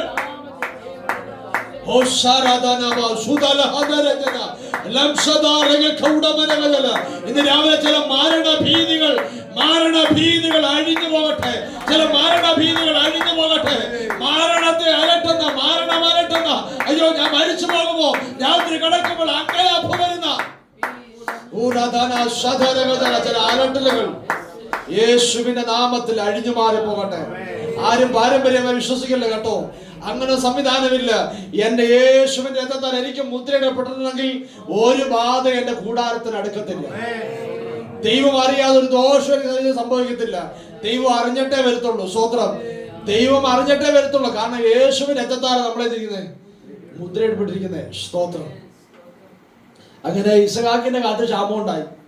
ഇസഹാക്കിനോട് ദൈവം പറഞ്ഞു, ഇസഹാക്കെ നീ അബ്രഹാമിനെ കണ്ടെന്ത് ചെയ്യണ്ട, നീ അത് കണ്ടുപോകണ്ട, പക്ഷെ നീ കണ്ടുപഠിക്കേണ്ട ചില കാര്യമുണ്ട്. ആരാധനയും പ്രാർത്ഥനയും സ്തോത്രം എന്ത് ചെയ്യണം, മറ്റുള്ളവരുടെ കണ്ടെന്ത് ചെയ്യണം, നിന്റെ പിതാക്കന്മാരുടെ കണ്ടൊക്കെ പഠിക്കുന്നതല്ലേ. പക്ഷേ അവൻ പോയ വഴിയെ ഈ ക്ഷാമകാലത്ത് എന്ത് ചെയ്യണ്ട, നീ പോകണ്ട. നീ നിൽക്കുന്ന സ്ഥലത്ത് നിന്നാൽ നിനക്ക് ദൈവത്താ ചില കൊയ്ത്ത് അവിടെ ഉണ്ടാവും. സ്തോത്രം.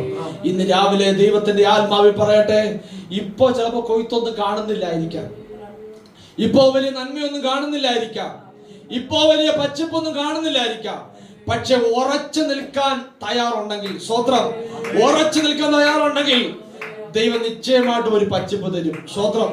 ഇസ്ഹാക്കിനെ അവിടത്തുള്ളവരൊക്കെ ഓടിച്ചു വിടാനൊക്കെ ശ്രമിച്ചു. 26 നിങ്ങൾ വീട്ടിൽ പോയി വായിച്ചാൽ മതി. അവിടെ വായിക്കുന്നത് എങ്ങനെയാ, ഇസ്ഹാക്കിനെ അവിടെ ചെയ്തു, അവിടെ നിന്ന് ഓടിക്കാൻ വിട്ടു. നീ ഓടിപ്പോകണം, നീ അവിടെ പോകണം. അവര് കുഴിച്ച കിണറെല്ലാം എന്ത് ചെയ്ത് എല്ലാം നികത്തി. ഇവിടെ ഒരു കിണർ കുഴിക്കും, അത് വന്ന് എന്ത് ചെയ്യും, ഫെലിസ്തീന് വന്ന് മൂടും. അടുത്തത് കിണർ കുഴിക്കും, അവിടെയും വന്ന് മൂടും. സ്തോത്രം. ഞാൻ ചിന്തിച്ചപ്പോ ഈ വെള്ളം കൂടി മുട്ടിച്ചാൽ എല്ലാം എന്ത് ചെയ്യും, വെള്ളം കൂടി മുട്ടിച്ചാൽ എല്ലാം എന്ത് ചെയ്യും? അവസാനിക്കും. സത്യമുണ്ടല്ലേ? ആഹാരം കഴിക്കാൻ തിരിക്കാൻ കുറച്ച് ദിവസം എന്ത് ചെയ്യും? പറ്റും. വെള്ളം കൂടി മുട്ടിച്ചാൽ എല്ലാം കൊണ്ട് തീരും. അന്നേരം ശത്രു അറിഞ്ഞിട്ടേ കാര്യങ്ങൾ ചെയ്യത്തുള്ളൂ. നമ്മളെക്കാട്ടിയും ബുദ്ധിയും ജ്ഞാനവും ഒക്കെ ശത്രുവിനുണ്ട്, അറിയാം. അവൻ കൃത്യമായിട്ട് എന്ത് ചെയ്യത്തുള്ളൂ? അവനറിയാം എവിടുത്തെ വാതിൽ അടച്ചാൽ ഇവനെന്ത് ചെയ്യാം? ആത്മീയത്തിൽ നിന്ന് പുറത്താക്കാം. കർത്താവിദാസൻ നേരത്തെ പറഞ്ഞ പോലെ എന്തുവാ, നമ്മുടെ ഭൗതികമായ നേട്ടങ്ങളൊന്നുമല്ല, ആത്മീയത്തിൽ പിശാചിനെ നോട്ടമുള്ളത്. എങ്ങനെങ്കിലും പിശാചിന്റെ ലക്ഷ്യം എന്താ? ആത്മീയമായിട്ട് നമ്മൾ എന്ത് ചെയ്യണം? നമ്മളെ ക്ഷീണിപ്പിക്കണം. ആത്മീയമായിട്ട് നമ്മൾ എന്ത് ചെയ്യണം? ക്ഷീണിപ്പിച്ച് നശിപ്പിച്ച് കളഞ്ഞാൽ അവൻ എന്ത് ചെയ്തു? ഒരാളെ പിന്മാറ്റത്തിൽ കൊണ്ടുപോയാൽ ശത്രു വലിയ ഇഷ്ടമായിരിക്കും, സന്തോഷമായിരിക്കും. അതിൽപ്പരം വലിയ സന്തോഷം നമ്മളൊരു ആത്മാവിനെ നേടിയാലോ, സർവ്വലോകം നേടുന്നതിനേക്കാളിൽ വലിയ സന്തോഷമാണ്. സ്തോത്രം. അതുകൊണ്ട് പിശാച് അങ്ങനെ ശ്രമിക്കുന്നത്. അതിന് ഫിലിസ്തീനറിയാം ഇവന്റെ വെള്ളം കൂടി മുട്ടിച്ചാൽ എന്ത് ചെയ്യാം? ഇവൻ മൊത്തത്തിൽ മൂടോടെ എന്ത് ചെയ്യും? ഇവിടെ നിന്ന് അങ്ങ് പുഴുതു പോയിക്കോളും.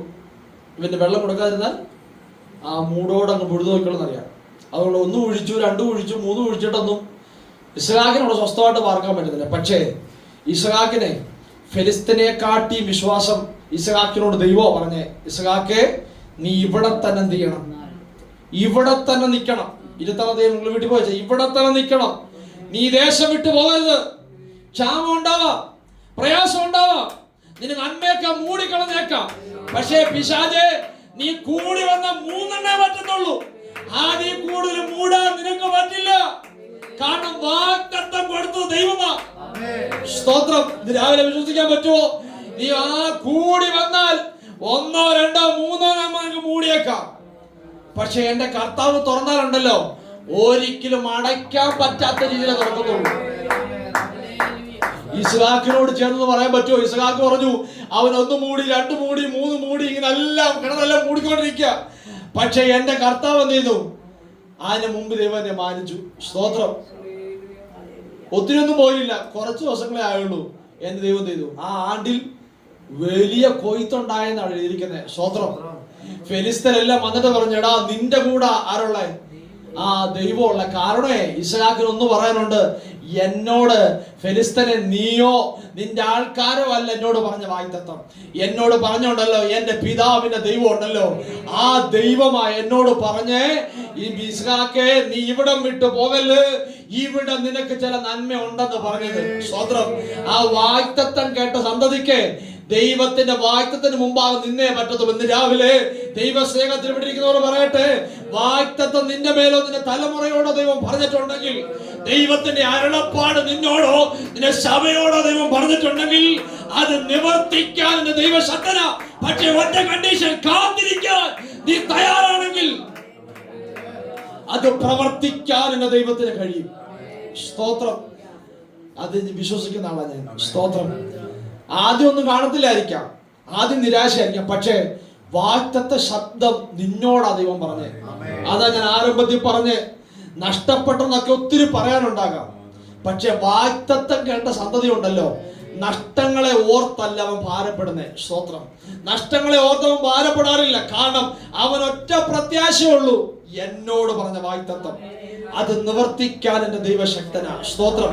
വാഗ്ദത്തത്തിനകത്ത് നീ പിടിച്ചാൽ മതി, വേറെ ഒന്നിനകത്ത് പിടിക്കണ്ട. സ്തോത്രം. ഇസ്ഹാക്കും അത് തന്നെ പിടിച്ചത്. എന്നോട് പറഞ്ഞ വാഗ്ദത്തം ദൈവമാ. ദൈവം പറഞ്ഞു നീ ഇവിടെ നിൽക്കാൻ പറഞ്ഞു. അവൻ പൊട്ടനെ പോലെ വിശ്വസിച്ച് അവിടെ നിന്നു. ആ ആണ്ടി 100 മേനി ചെയ്തു. അവൻ കൊയ്തെന്നാ പറഞ്ഞു. ആ ആണ്ടി 100 മേനി കൊയ്തു. എന്നിട്ട് ഫെലിസ്ത്യൻ എന്ന് പറയാ, ഇസ്ഹാക്കേ നിങ്ങളുമായിട്ട് എന്ത് ചെയ്യാം?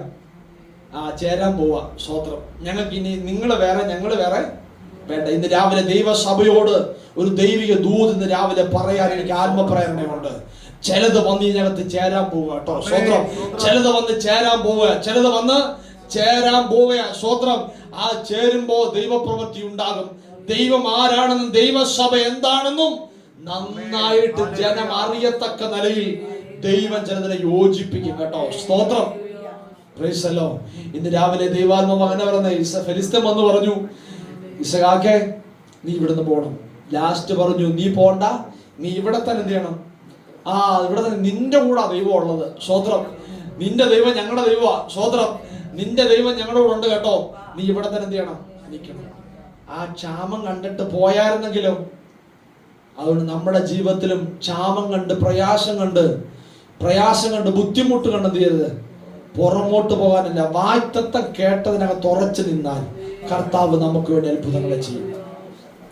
അതിന്റെ താഴോട്ട് വരുമ്പോ യാക്കോബിന്റെ കാലത്തും അവിടെ ക്ഷാമം ഉണ്ടായപ്പോ ഇസ്ഹാക്കിന്റെ പാടമേ യാക്കോബ് എന്ത് ചെയ്തുള്ളൂ, അബ്രഹാമിന്റെ പാടം എന്ത് ചെയ്തു, ഇസ്ഹാക്ക് നോക്കി.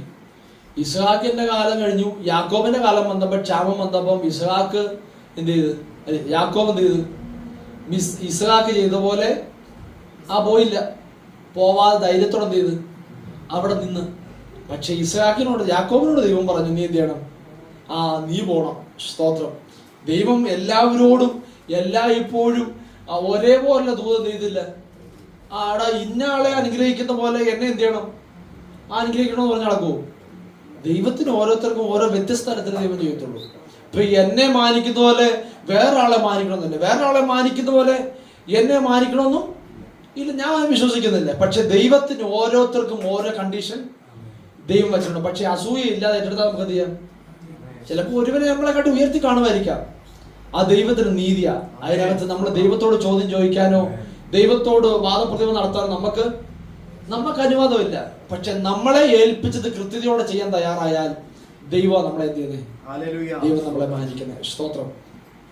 അവിടെ യാക്കോബിന്റെ കാലത്തിലൂടെ വരുമ്പോൾ ക്ഷാമം ഉണ്ടായപ്പോൾ നിരാശയോടെ പ്രയാസപ്പെട്ടിരിക്കുന്ന യാക്കോബിന്റെ ചരിത്രമാണ് അവിടെ പറഞ്ഞത്. യാക്കോബ് നാളത്തെ കുറിച്ചുള്ള വ്യാകുലതയൊന്നും എനിക്ക് തോന്നുന്നില്ല. കാരണം നഷ്ടപ്പെടേണ്ടതൊക്കെ ഇത് നഷ്ടപ്പെട്ടു പോയി. പക്ഷെ ഒരു സുപ്രഭാതത്തിൽ താൻ നോക്കിയപ്പോ തൻ്റെ മുമ്പിൽ കുറെ കാര്യങ്ങൾ ഇങ്ങനെ തന്നെ വീട്ടുമുറ്റത്തോട്ട് വന്നിരിക്കുക. ഇപ്പം നമ്മുടെ ഒരു വീട്ടുമുറ്റത്തോട്ട് ഈ കാലഘട്ടത്തിലെ വലിയ ഫ്ലൈറ്റും മറ്റ് സംവിധാനങ്ങളൊക്കെ നമ്മുടെ വീടിന്റെ മുറ്റത്തെ കാണാൻ വന്ന് നിൽക്കുന്ന പോലെ യാക്കോബിന്റെ വീടിന്റെ മുറ്റത്തോട്ട് എന്ത് ചെയ്ത് വന്ന് നിൽക്കുക. അവിടെ വായിച്ചാൽ മതി. അവിടെ വായിക്കും 47 വായിക്കാമോ? യോസേഫ് തങ്ങളോട് പറഞ്ഞ വാക്കുകളൊക്കെയും അവർ അവനോട് പറഞ്ഞു. തന്നെ കയറ്റിക്കൊണ്ടുപോകുവാൻ യോസേഫ് അയച്ച രഥങ്ങളെ കണ്ടപ്പോൾ അവരുടെ അപ്പനായ യാക്കോബിന് വീണ്ടും ചൈതന്യം വന്നു. മതി, എന്റെ മകൻ യോസഫ് ജീവനോടിരിക്കുന്നു, ഞാൻ മരിക്കും മുമ്പേ അവനെ പോയി കാണും എന്ന് ഇസ്രായേൽ പറഞ്ഞു. കണ്ടോ, അവര് വീടിന്റെ മുറ്റത്തോടെ തുറന്നു നോക്കിയപ്പോ വീടിന്റെ മുറ്റത്ത് എന്താ, അവനെ കയറ്റി കൊണ്ടുപോകാൻ യോസഫ് അയച്ച രഥങ്ങളെ കണ്ടപ്പോൾ അവരുടെ അപ്പനായ യാക്കോബിന് വീണ്ടും ആ രഥങ്ങളെ കണ്ടപ്പോ, അന്നത്തെ കാലത്ത് ഏറ്റവും വലിയ സംവിധാനം, ഏറ്റവും വലിയ വണ്ടി ഈ കാലഘട്ടത്തിലാണോ, ഞാൻ എന്റെ ഭാഷ പറഞ്ഞു കഴിഞ്ഞാൽ ഫ്ലൈറ്റ് ടിക്കറ്റ് വന്നിരിക്കുക, അല്ലെങ്കിൽ ഫ്ലൈറ്റ് വീട്ടിന് എന്ത് ചെയ്യുക, വന്നിട്ടിരിക്കുക. സ്വോത്രം. നീ അങ്ങോട്ട് കയറി അങ്ങോട്ട് പോയാൽ മതി. സ്വോത്രം. കൊണ്ടുപോകാനുള്ള കുതിരകളും രഥങ്ങളും അവിടുത്തെ പ്രൊട്ടക്ഷനും ഇനി എന്തെല്ലാം വേണോ എല്ലാം ചെയ്യണം. കാരണം എന്താ, സാധാരണ വ്യക്തിയുടെ അപ്പനല്ല. സ്വോത്രം. ഒരു സാധാരണ വ്യക്തിയുടെ അപ്പനാണോ? അല്ല, മിസ്രൈമില് മന്ത്രിയാ. രാജാവ് കഴിഞ്ഞ അടുത്ത സ്ഥാനം യോസഫിനാ. അത്രയും വലിയ പൊസിഷൻ ഉള്ള ഒരാളുടെ വീടിന് കാവൽ നിൽക്കാൻ ആൾക്കാർ വേണോ? നമ്മൾ ഈ കാലം ഒന്ന് ചിന്തിച്ചാൽ മതി. എത്ര പോലീസ് പ്രൊട്ടക്ഷൻ വേണം, എത്ര സംവിധാനങ്ങൾ വേണം. അതേപോലെ യാക്കോബിന്റെ വീടിന്റെ മുറ്റത്ത് വന്നിരിക്കുമ്പോൾ യാക്കോബ് പറയും, എനിക്ക് വീണ്ടും ചൈതന്യം വന്നു. സ്തോത്രം. എനിക്ക് എന്ത് ചെയ്യണം, എൻ്റെ മോനെ പോയി കാണണം. സ്തോത്രം. ഞാൻ മുമ്പോട്ട് പറഞ്ഞു വരുമ്പോൾ ചില കാര്യങ്ങളൊന്ന് പറഞ്ഞു വിട്ടിട്ട് നമുക്ക് ലാസ്റ്റ് ഭാഗം ചിന്തിക്കാം.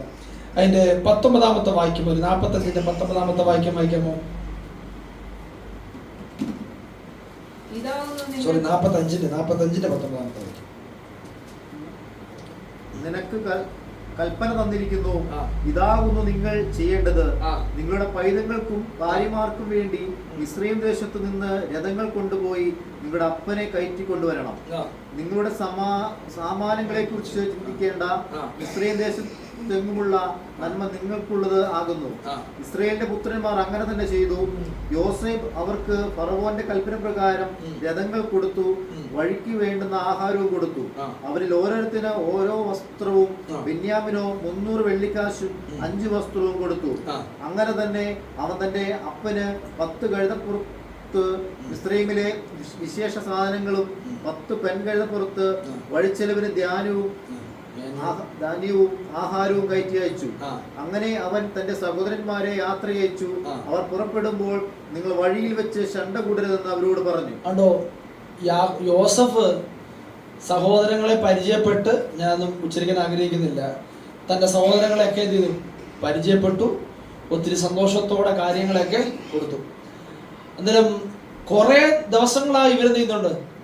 ആഹാരം മേടിക്കുന്നുണ്ട്, തിരിച്ചു വരുന്നുണ്ട്. പക്ഷേ യോസഫിന് ഇവരെന്ത് ചെയ്ത്? നന്നായിട്ട് മനസ്സിലായി. പക്ഷെ ഇവർക്ക് എന്ത് ചെയ്തില്ല? ഇവർക്ക് മനസ്സിലായില്ല. ഇവര് പോയി ആഹാരം മേടിക്കുന്നുണ്ട്, തിരിച്ചു വരുന്നുണ്ട്. അവർക്ക് പലപ്പോഴും പല രീതിയിലുള്ള അവർക്ക് ബുദ്ധിമുട്ടൊക്കെ ഉണ്ടാവുന്നുണ്ടെങ്കിലും യോസഫിന് കാര്യം നന്നായിട്ട് നീങ്ങുന്നുണ്ട്. മനസ്സിലായി. സ്തോത്രം. എന്നൊക്കെ ദൈവമക്കളെ, ചിലപ്പോ യോസഫിന് വേണമെങ്കിൽ മുൻവൈരാഗ്യം വെച്ച് എന്ത് ചെയ്യായിരുന്നു? പെരുമാറായിരുന്നു. സ്തോത്രം. മുൻവൈരാഗ്യം വെച്ച് പെരുമാറാം, വേണമെങ്കിൽ പെരുമാറായിരുന്നു. എടാ നീ എന്നെ എന്ത് ചെയ്തു? അന്ന് കാണിച്ചു തരുമോ? എന്ന് ഇന്ന് ഞാൻ നിനക്ക് എന്ത് ചെയ്യാം? നിങ്ങളുടെയൊക്കെ ഇരിപ്പം കഴിഞ്ഞാൽ നമ്മളൊന്നും അവനെ കാണിക്കത്തില്ലെന്ന് തോന്നുന്നു. സ്തോത്രം. നമ്മളെല്ലാവരും മുൻവൈരാഗ്യം, ഞാൻ ഉൾപ്പെടെ പറയുന്നത്, ചിലപ്പം പിടിയും വാശിയൊക്കെ എന്ത് ചെയ്യും? നമുക്കും ഉണ്ടാവും. എടാ അവൻ എനിക്ക് എന്ത് ചെയ്ത് ഇച്ചിരി പണിയാന്നേ, നാളെ എന്ത് ചെയ്യണം? അവന് തിരിച്ചെന്ത് ചെയ്യണം? പണിയെടുക്കണം. നമ്മൾ വിചാരിക്കുന്ന ഏറ്റവും വലിയ പാപം എന്തോ കൊല്ലുക, അല്ലെങ്കിൽ മോഷ്ടിക്കുക, വ്യഭിചാരം ചെയ്യുക എന്നൊക്കെ വലിയ പാപം. അതിനെക്കാട്ടിയും വലിയ പാപം നമ്മുടെ എടാ നാളെ അവൻ്റെ ജോലി എന്ത് ചെയ്യാം? എങ്ങനെ തെറിപ്പിക്കാം, എങ്ങനെ അവനെ ഇല്ലായ്മ ചെയ്യാം, എങ്ങനെ അവനെ താഴ്ത്തി കേട്ടാ, അവനെ കൊല്ലുന്നതിനെക്കാട്ടും കൊല്ലുമല്ലേ. യോസഫ് അങ്ങനെ തീരുമാനിച്ചായിരുന്നെങ്കിൽ എൻ്റെ സഹോദരങ്ങൾ വരുമ്പോ അവരെന്ത് ചെയ്യണം? എന്നോട് ചെയ്ത് എൻ്റെ കൂട്ട് തന്നെ എന്ത് ചെയ്യണം? സ്തോത്രം. അത് ചെയ്തില്ല. അവർ പറഞ്ഞപ്പോഴേ, പരിചയപ്പെടുത്തിയപ്പം യോസഫ് ഇങ്ങനെ പറഞ്ഞേ. യോസഫ് പറഞ്ഞു, നിങ്ങളുടെ ജീവരക്ഷയ്ക്കായി എന്നെ എന്ത് ചെയ്ത്? എന്നെ മുന്നമേ ഇങ്ങോട്ട്. അടുത്ത പറയുന്ന വാക്യം ഇങ്ങനെയാണ്, തലമുറ ശേഷിക്കേണ്ടതിന്. സ്തോത്രം. എന്നെ കേൾക്കുന്ന ദൈവമക്കളെ, യോസഫ് മിസ്രൈമിലാണെങ്കിലും തൻ്റെ പിതാക്കന്മാരോട് പറഞ്ഞൊരു വാഗ്ദത്തം തനിക്ക് നന്നായിട്ട് അറിയാം. അതിങ്ങനെ ചിന്തിക്കുന്നേ, ഒരു തലമുറ ശേഷിക്കണം. ദൈവം തെരഞ്ഞെടുത്ത ജാതി, ദൈവത്താൽ തെരഞ്ഞെടുക്കപ്പെട്ട ജാതി, ഒരു ശേഷിപ്പ് ഉണ്ടാവണം. ഇന്ന് രാവിലെ ദൈവസഭയോട് ദൈവത്തിന്റെ ആത്മാവിൽ പറയട്ടെ, സഭയ്ക്കകത്തൊരു ശേഷിപ്പ് ഉണ്ടാവണം. നമ്മുടെ കാലശേഷം കഴിഞ്ഞ് അടുത്തൊരു തലമുറ എന്ത് ചെയ്യണം? ഇതിനകത്ത് കയറി വരണം. സ്തോത്രം. കുറെ പേര് മറ്റിടത്തും മറിച്ചിടത്തും പോയി അങ്ങനെ ജീവിത അവസാനം കളയാനല്ല, ഇതിനകത്ത് അടുത്ത ജനറേഷൻ വരാം. കർത്താവേ, ഞങ്ങളുടെ സഭയ്ക്കകത്തും അടുത്ത ഒരു ജനറേഷൻ ചെയ്യണം, ഉണ്ടാവണം. പുതിയ ആൾക്കാരൊന്ന് കയറട്ടെ. സ്തോത്രം. പുതിയ കുടുംബങ്ങൾ വരട്ടെ, പുതിയ വ്യക്തികൾ വരട്ടെ. സ്തോത്രം. അതിന് നമ്മളെന്ത് ചെയ്യരുത്? അതിന് തടസ്സമായി നിൽക്കരുത്. സ്തോത്രം. എടാ ഇന്ന ആള് വരുമ്പോ അവനത്ര ശരിയല്ലല്ലോ, അങ്ങനെ പറഞ്ഞു തീരരുത്. ഇവിടെ യോസഫ് പറഞ്ഞങ്ങനെ സന്തതികൾ എന്ത് ചെയ്യണം? ശേഷിക്കേണ്ടതിന്. നമ്മളെ കൂടുതലും പ്രായമുള്ളവരെ തിരിക്കുന്നത്. നമ്മുടെ കാലം കഴിയുമ്പോൾ അടുത്ത ജനറേഷൻ എന്ത് ചെയ്യണം? സ്തോത്രം. അടുത്ത കുടുംബങ്ങൾ വരണമെന്ന്. സ്തോത്രം. സഭ ശേഷിക്കണ്ടേ? ഇതിനകത്ത് വേണ്ടേ? കർത്താവ് വരുമ്പോ എടുക്കപ്പെടും, അതുറപ്പാ. നമ്മൾ പറഞ്ഞ കർത്താവേ, നമുക്കെല്ലാം തികഞ്ഞു, നമ്മുടെ മക്കൾക്കും എന്ത് ചെയ്തു? തികഞ്ഞു. ഇനി നമ്മുടെ കർത്താവ് വന്നാൽ മതി. പിന്നെ നമ്മൾ പറയുമ്പോൾ കർത്താവ് വരാതിരിക്കുകയാണെങ്കിൽ എന്തൊരു എളുപ്പം വരുന്നില്ലേ? അങ്ങനല്ല. അടുത്ത ജനറേഷൻ ഉണ്ടാവാൻ, അടുത്ത പുതിയ കുടുംബങ്ങൾ വരട്ടെന്നേ, പുതിയ വ്യക്തികൾ വരട്ടെന്നേ, ആത്മാക്കൾ ദൈവസഭ വരട്ടെന്നേ, ആത്മീയ സന്തോഷം ഉണ്ടാവട്ടെന്നേ. അതിനാ ദൈവം നമ്മളെ ശേഷിപ്പിച്ചിരിക്കുന്നേ. പുതിയ ആൾക്കാർ വരട്ടെന്നേ, അവരെ കയറ്റിവിടട്ടെന്നേ. സ്തോത്രം. യാക്കോബ് പറഞ്ഞു, അവിടെ വൈരാഗ്യം ഉണ്ടായിരുന്നെങ്കിൽ യോസഫ് എന്ത് ചെയ്തേനെ? താഴോട്ട് വായിക്കുമ്പോ ഈ സാധനങ്ങളെല്ലാം കൊടുത്തു വിട്ടിട്ട് തന്നെ അപ്പനെ കയറ്റിക്കൊണ്ടുവരാൻ കുറെ സംവിധാനങ്ങളെല്ലാം എന്ത് ചെയ്തു? കൊടുത്തുവിട്ടു. വാഹനങ്ങളും അല്ലെങ്കിൽ വാഹനങ്ങളും വഴിയുള്ള ഭക്ഷണവും മറ്റു കാര്യങ്ങളെല്ലാം കൊടുത്തു വിട്ടിട്ട് യോസഫ് സഹോദരന്മാരോട് പറഞ്ഞൊരു വാക്യം അവിടെ പിൻപറ്റ് ഓർമ്മിക്കകത്ത്, അല്ലെങ്കിൽ അവിടെ ഒരു പ്രധാനമായിട്ട് എഴുതിയിരിക്കുക, നിങ്ങൾ വഴിയെ വെച്ച് എന്ത് ചെയ്യരുത്? യോസഫിന് നന്നായിട്ട് ഇവന്മാരെന്ത് ചെയ്യും? വഴി വെച്ച് കുഴപ്പം കാണിക്കുന്നവന്മാരണ്ട. സ്തോത്രം. അത്രയും സാധനം എല്ലാം കൊടുത്തിട്ട് പറയാ, ആ വാക്ക് നിങ്ങൾ ശ്രദ്ധിച്ചോ? അത്രയും കൊടുത്തു വിട്ടിട്ടും യോസഫിന്റെ ഒരു ചെറിയൊരു നിർദ്ദേശം പറയാം, നിങ്ങൾ വഴി വെച്ച് എന്ത് ചെയ്യരുത്? കാരണം എന്താ? ഈ ചാക്കൊന്ന് പകത്ത് കഴിയുമ്പോഴേ, ഈ ചാക്കിനകത്തിരിക്കുന്ന സാധനങ്ങളൊക്കെ ഒന്ന് നോക്കി കഴിയുമ്പോഴേ, എടാ അവന് കുറഞ്ഞു പോയി, എനിക്ക് കൂടിപ്പോയെന്ന് എന്ത് ചെയ്യരുത്, പറയരുത്. കാരണം ഇമ്മാരുടെ സ്വഭാവം പണ്ടേ അവർക്കറിയാം. സ്തോത്രം. എനിക്കറിയാം, എന്നോട് ദർശനം കണ്ടപ്പോഴേ എന്ത് ചെയ്ത്, ദർശനം വായിച്ചത് നിവർത്തിയായില്ല, ദർശനം കണ്ടെന്ന് പറഞ്ഞതേ ഉള്ളൂ. അപ്പോഴെന്ത് ചെയ്ത്, ഇവനെ പിടിച്ചു കണ്ടി തത കളഞ്ഞു. അപ്പോഴെന്ത് അവിടെ നാട് കടത്തിയെന്ന് പറയാം. അപ്പോഴെന്ത് അവിടുന്ന് വായ്ത്തം കേട്ടതേ ഉള്ളൂ. സ്തോത്രം. അതുകൊണ്ട് യോസഫിന് നന്നായിട്ട് അറിയാം, വഴി വെച്ച് എന്ത് ചെയ്യും, ശണ്ട കൂടും. പണ്ടേ എന്ത് ചെയ്ത് കുഴപ്പക്കാരന്മാരാ. അതുകൊണ്ട് എന്ത് ചെയ്യണം, നിങ്ങൾ വഴി വെച്ച്, അത് അവരോട് മാത്രമല്ല നമ്മളോടും കൂടെ പറയുന്നത്. സ്തോത്രം. നമ്മളോടും കൂടെ ദൈവം പറയുന്നേ, ഈ ശണ്ട കൂടുന്ന പരിപാടി ഒഴിവാക്കണമെന്ന്. സ്തോത്രം. സഭയ്ക്കകത്ത് വന്നാലും പുറത്ത് പോയാലും അകത്ത് കയറിയാലും ശണ്ട ഇല്ലെങ്കിൽ എന്ത് ചെയ്യരുത്, ശണ്ട ഉണ്ടാക്കാനുള്ള പരിപാടി നമ്മൾ എന്ത് ചെയ്യരുത്, ചെയ്യരുത്. സ്തോത്രം. അങ്ങനെ എന്തെങ്കിലും ഉണ്ടെങ്കിൽ ഇന്ന് എന്ത് ചെയ്യണം, ഈ ആണ്ട് അവസാനമായി അടുത്ത പുതിയ വർഷത്തിലോട്ട് കയറുക. കർത്താവെ, എന്നിലൂടെ എന്ത് ചെയ്യരുത്, ഒരു ശണ്ടകളുടെ അവസരം ഉണ്ടാവരുത്. എൻ്റെ വാക്കിനാലോ പ്രവൃത്തിയാലോ ഒരു ശണ്ട എന്ത് ചെയ്യരുത്, എന്നിലൂടെ ഉണ്ടാവല്ലേ. സ്തോത്രം. ഈ അനുഗ്രഹിക്കപ്പെടുന്ന ദൂത് മാത്രം കേൾക്കാനല്ല ദൈവം നമ്മളെ എന്ത് വിളിച്ചിരിക്കുന്നത്. ഇതും കൂടെ എന്ത് ചെയ്യണം, എന്ത് പണങ്ങിയിരിക്കരുത്. സ്തോത്രം. ഞാൻ കഴിയുമ്പോൾ ഞാൻ തിരിച്ചു പോകും. സ്തോത്രം. പക്ഷെ എന്നാലും നമ്മളെക്കുറിച്ച് ദൈവത്തിൻ്റെ വാഗ്ദത്തം ശണ്ട കൂടാനല്ല, മറ്റുള്ള രീതി പ്രശ്നം ഉണ്ടാക്കാനല്ല, ദൈവത്തിന്റെ വാഗ്ദത്തം കേട്ട് വിശ്വസ്തതയുണ്ടാണ്. ഞാൻ പറഞ്ഞു വന്നേ, ഇങ്ങനെ യോസഫ് കുറെ നിർദ്ദേശം എല്ലാം കൊടുത്ത് താഴോട്ട് വരുമ്പോഴാ യാക്കോബിനോട് പറയുന്നത്, യാക്കോബേ, നിന്റെ മോൻ ജീവനോടെ മിസ്രൈമിൽ പോണ്ട്. 25-ാമത്തെ വാക്യം. അവൻ മിസ്രൈമിൽ നിന്ന് പുറപ്പെടുവാൻ കനാൻദേശത്ത് അപ്പനായ യാക്കോബിന്റെ അടുക്കലെത്തി. അവനോട്, യോസഫ് ജീവനോടെ ഇരിക്കുന്നു, അവൻ മിസ്രൈം ദേശത്തൊക്കെയും അധിപതിയാകുന്നു എന്ന് പറഞ്ഞു. അപ്പോൾ യാക്കോബ് സ്തംഭിച്ചു പോയി. സ്തോത്രം. ഇതാരാ വന്ന് യാക്കോബിനോട് പറയുന്നേ? എനിക്ക് ഒത്തിരി ഇഷ്ടപ്പെട്ടു. ഇതാരാ വന്ന് യാക്കോബിനോട് പറയുന്നേ? നിങ്ങളെല്ലാം പോയോ? യാക്കോബിനോട് ആരാ വന്ന് പറയുന്നേ? യാക്കോബിന്റെ മറ്റു മക്കളില്ലയോ? യോസഫിന്റെ സഹോദരങ്ങളാ വന്ന് പറയുന്നേ. സ്തോത്രം. ഇവരെല്ലാരും കൂടെ വന്നാ പറയുന്നത്. ആരും എന്ത് ചെയ്തിട്ടില്ല, മരിച്ചു പോയിട്ടില്ല. ആരും മരിച്ചു പോയിട്ടില്ല. സ്തോത്രം. എല്ലാരും ജീവനോടെ ഉണ്ട്. സ്തോത്രം. ഈ സാധനങ്ങളെല്ലാം കൊണ്ടു കൊടുത്തിട്ട് യോസഫിനോട് വന്നു, യോസഫേ, നിന്റെ മോൻ എന്ത് ചെയ്യുന്നുണ്ട്? യാക്കോബേ, നിന്റെ മോൻ മിസ്രൈമിൽ എല്ലാവർക്കും അധിപതിയായിട്ട് ഇരിപ്പുണ്ട്, അവിടെ ജീവനോട് ഇരിപ്പുണ്ട്. സ്തോത്രം. അത് കേട്ടപ്പോ എന്ത് ചെയ്തു? സ്തംഭിച്ചു. അടുത്ത ദൂത് നിങ്ങൾ കേൾക്കണം, വിശ്വസിക്കണം. ഇവിടെ 10 പേരും അല്ല, ബാക്കിയുള്ളവരാരും മരിച്ചു പോയിട്ടില്ല. യോസഫും എന്ത് ചെയ്തില്ല? യോസഫും മരിച്ചു പോയിട്ടില്ല, യാക്കോബും മരിച്ചു പോയിട്ടില്ല. എല്ലാവരും ജീവനോടെ ഇരിപ്പുണ്ട്.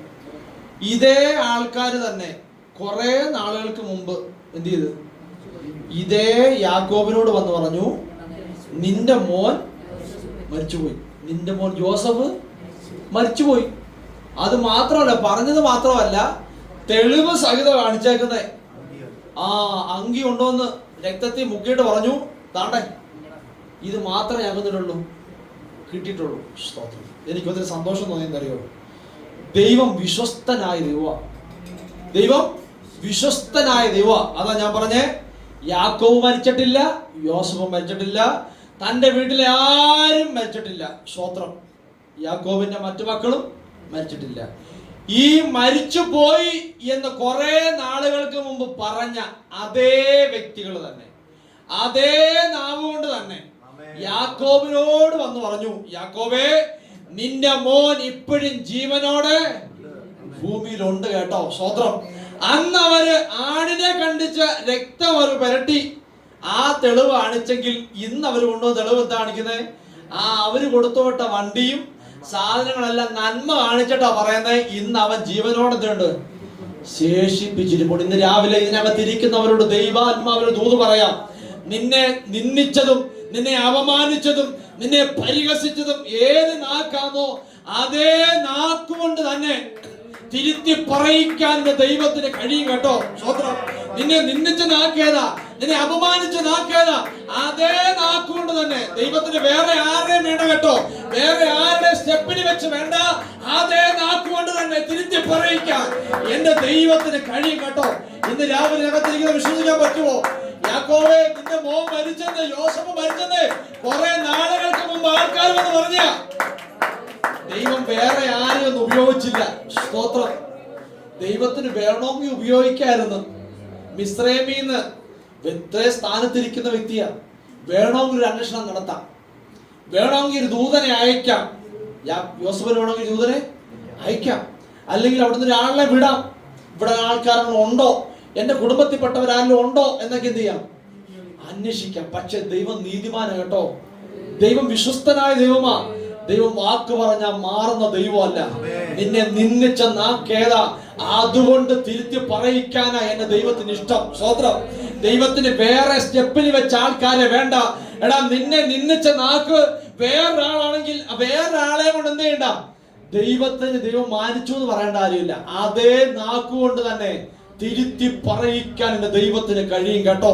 ഇന്ന് രാവിലെ വിശ്വസിക്കണം, എന്റെ ദൈവത്തിന് എന്നെ കുറിച്ച് ഉദ്ദേശം ഉണ്ടെങ്കിൽ അത് കൃത്യതയോടെ നിറവേറ്റാൻ എന്റെ ദൈവത്തിന് കഴിയും. എന്നെ നിന്ദിച്ച നാവുണ്ട്, എന്നെ പരിഹസിച്ച നാവുണ്ട്, എനിക്ക് വിരോധമായി കൈ ഉയർത്തിയവരുണ്ട്. ദൈവത്തിന് വേറെ കൈ വേണ്ട കേട്ടോ. അതേ കൈ കൊണ്ട് തന്നെ നിന്നെ മാനിക്കാൻ ദൈവത്തിന് കഴിയും. ഇന്ന് രാവിലെ ദൈവാത്മാവ് ഒരു കാര്യം, ഒരു ദൈവസഭയോട്, ഒരു വ്യക്തിയോട് ദൈവാത്മാവ് ഇങ്ങനെയാ പറയുന്നത്. ഒരു പേപ്പറിനകത്ത് ഒരാള് സൈൻ ഇടാഞ്ഞതുകൊണ്ട് എന്റേതായ പൊസിഷൻ താഴോട്ട് പോയെന്ന് നീ വിചാരിച്ചേക്കാം. പക്ഷെ ഇന്ന് രാവിലെ ദൈവാത്മാവ് ഇങ്ങനെ പറയുന്നു, അതേ കരം കൊണ്ട് തന്നെ ഇടാ ഒപ്പെന്ന് പറയിക്കാൻ കഴിവുള്ള ദൈവം എന്റെ ദൈവം കേട്ടോ. സ്തോത്രം. ഇന്ന് രാവിലെ വിശ്വസിക്കാൻ പറ്റുമോ? ഒരൊപ്പിന്റെ വക കൊണ്ട് ചിലപ്പോ നിന്റെ സ്ഥാനം മാറിയേക്കാം, നിന്റെ പൊസിഷൻ മേലോട്ട് കയറിയില്ലായിരിക്കാം. പക്ഷെ ഇന്ന് രാവിലെ ദൈവം പറയുന്നു, അവനെ കൊണ്ട് തന്നെ അതിനെ തൊപ്പടിയിച്ചിട്ട് നിനക്ക് മാന്യത തരാൻ, നിന്റെ തലമുറകൾക്ക് മാന്യത തരാൻ എന്റെ ദൈവത്തിന് കഴിയുമേ. ഞാൻ അങ്ങനെ വിശ്വസിക്കുന്നു. സ്തോത്രം. ഇന്ന് രാവിലെ വിശ്വസിക്കാൻ പറ്റുമോ? എന്റെ തലമുറയെ നോക്കി ആരെങ്കിലും പരിഹസിച്ചിട്ടുണ്ടെങ്കിൽ, എന്റെ കുടുംബത്തെ നോക്കി ആരെങ്കിലും നിന്ദിച്ചിട്ടുണ്ടെങ്കിൽ എനിക്ക് ഭാരമില്ല കേട്ടോ. പക്ഷെ എന്റെ ദൈവം നീതിമാന. അതേ നാവ് കൊണ്ട് തന്നെ തിരുത്തി പറയിക്കാൻ എന്റെ ദൈവത്തിന് കഴിയും. സ്തോത്രം. യാക്കോബിനോട് വന്നു പറഞ്ഞു, യാക്കോബേ, നിന്റെ മോൻ മരിച്ചുപോയി. അവൻ ഇനി ഇങ്ങോട്ടും ചെയ്തില്ല, വരത്തില്ല. എല്ലാം നഷ്ടപ്പെട്ടവനായിട്ടാ യാക്കോബ് ഇരിക്കുന്നത്. ചൈതന്യം വരെ നഷ്ടപ്പെട്ട് പറഞ്ഞു, ഞാൻ പാതാളത്തിലോട്ട് പോയി കാണും. പക്ഷെ ദൈവം വിശ്വസ്തനാ. ദൈവം വേറൊരാളെ കൊണ്ടുവന്നില്ല, വേറൊരു നാവ് കൊണ്ടുവന്ന് പറയിച്ചില്ല. ദൈവം അന്ന് ഇവര് കള്ളം പറഞ്ഞത് അതേ രീതി തിരുത്തി പറയിക്കാൻ എന്റെ ദൈവത്തിന് കഴിയും കേട്ടോ. സ്തോത്രം. ഇന്ന് രാവിലെ വിശ്വസിക്കണം, എന്റെ ദൈവം നീതിമാനായ ദൈവം. സ്തോത്രം. ഇവിടെ പ്രായമുള്ളവരാ, എന്നെക്കാളിലൊക്കെ ഒത്തിരി പ്രായമുണ്ട്. പക്ഷേ ഇന്ന് രാവിലെ എനിക്ക് ആത്മനിയോഗത്തോടെ വചനത്തിന് മുമ്പാകെ പറയാം, നിന്ദിച്ചവരൊക്കെ ഒത്തിരി പേര് കണ്ടേക്കാം, പരിഹസിച്ചവർ ഒത്തിരി പേര് കണ്ടേക്കാം. പക്ഷെ നിന്നെ നിന്ദിച്ച നാവേതാ, അതേ നാവ് കൊണ്ട് തന്നെ തിരുത്തി പറയിക്കാൻ എന്റെ ദൈവത്തിന് കഴിയും. നിനക്ക് ഏത് കരം കൊണ്ടാ വന്ന് അവര് തെളിവ് കാണിച്ചേ, അതേ കരം കൊണ്ട് തന്നെ വന്ന് മറ്റൊരു തെളിവ് കാണിച്ചിട്ട് പറയും, ഇന്ന് താണ്ട് ഇവൻ ജീവനോട് ഇരിപ്പുണ്ട് കേട്ടോ.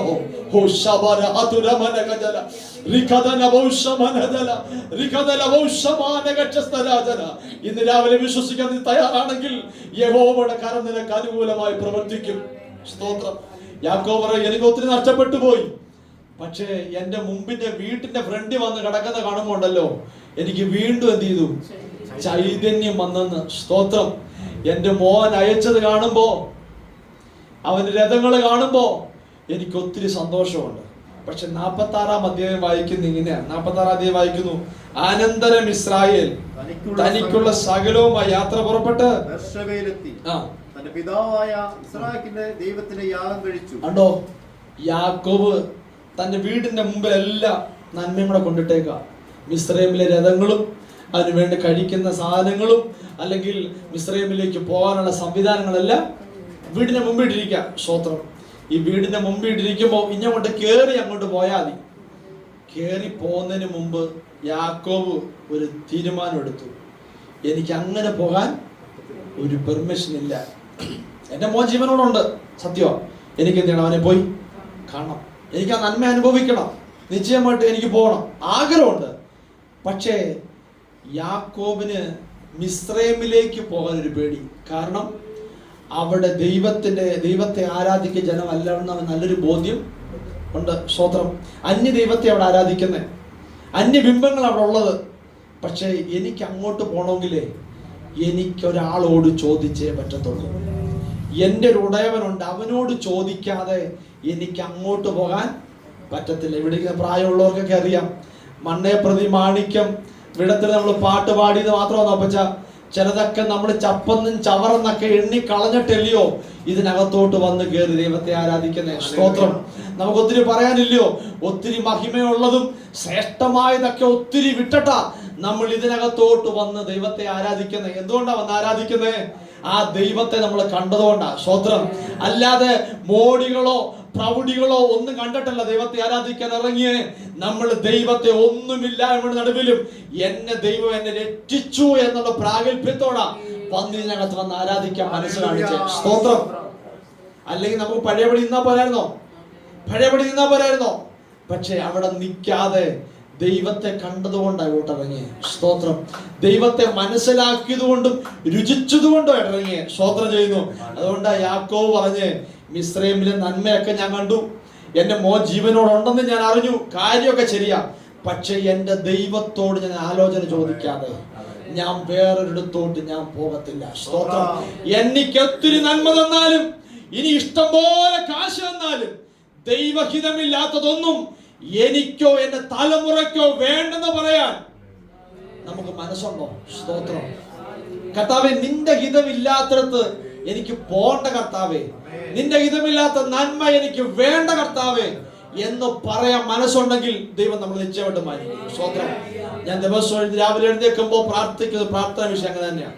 കർത്താവേ, നിന്റെ ഹിതമില്ലാത്തതും വിളിച്ചു പറയുന്ന ഒരു നന്മയും ചെയ്യണ്ട, എനിക്ക് വേണ്ട കർത്താവേ. ദൈവത്തിന് ഹിതമുള്ളത് ദൈവം തന്നാൽ സ്തോത്രം. ഞാൻ വിശ്വസിക്കുന്നത് അങ്ങനെ. കർത്താവിനോദനം ഇതുവരെ നടത്തിയ ദൈവമാണ്, നാളെ നടത്താൻ ദൈവശക്തനാണ് ഞാൻ വിശ്വസിക്കുന്നത്. കാരണം ഞങ്ങൾ ജീവിച്ചു വന്ന അവസ്ഥ ചിലപ്പോൾ നിങ്ങൾക്ക് അറിയത്തില്ലായിരിക്കും, ഞങ്ങളുടെ നാട്ടിലോട്ട് വന്ന് ചോദിച്ചാൽ അറിയാം. പക്ഷേ അതിൽ നിന്നൊക്കെ ദൈവം ഞങ്ങൾക്ക് മാന്യമായിട്ട് ഇത്രത്തോളമൊക്കെ നടത്തിയത്, ഇത്രത്തോളമൊക്കെ 4 വാക്ക് പറയാൻ തന്നെ ദൈവം കൃപ വന്നത് ദൈവത്തിന് നീതിയാണ്. സ്തോത്രം.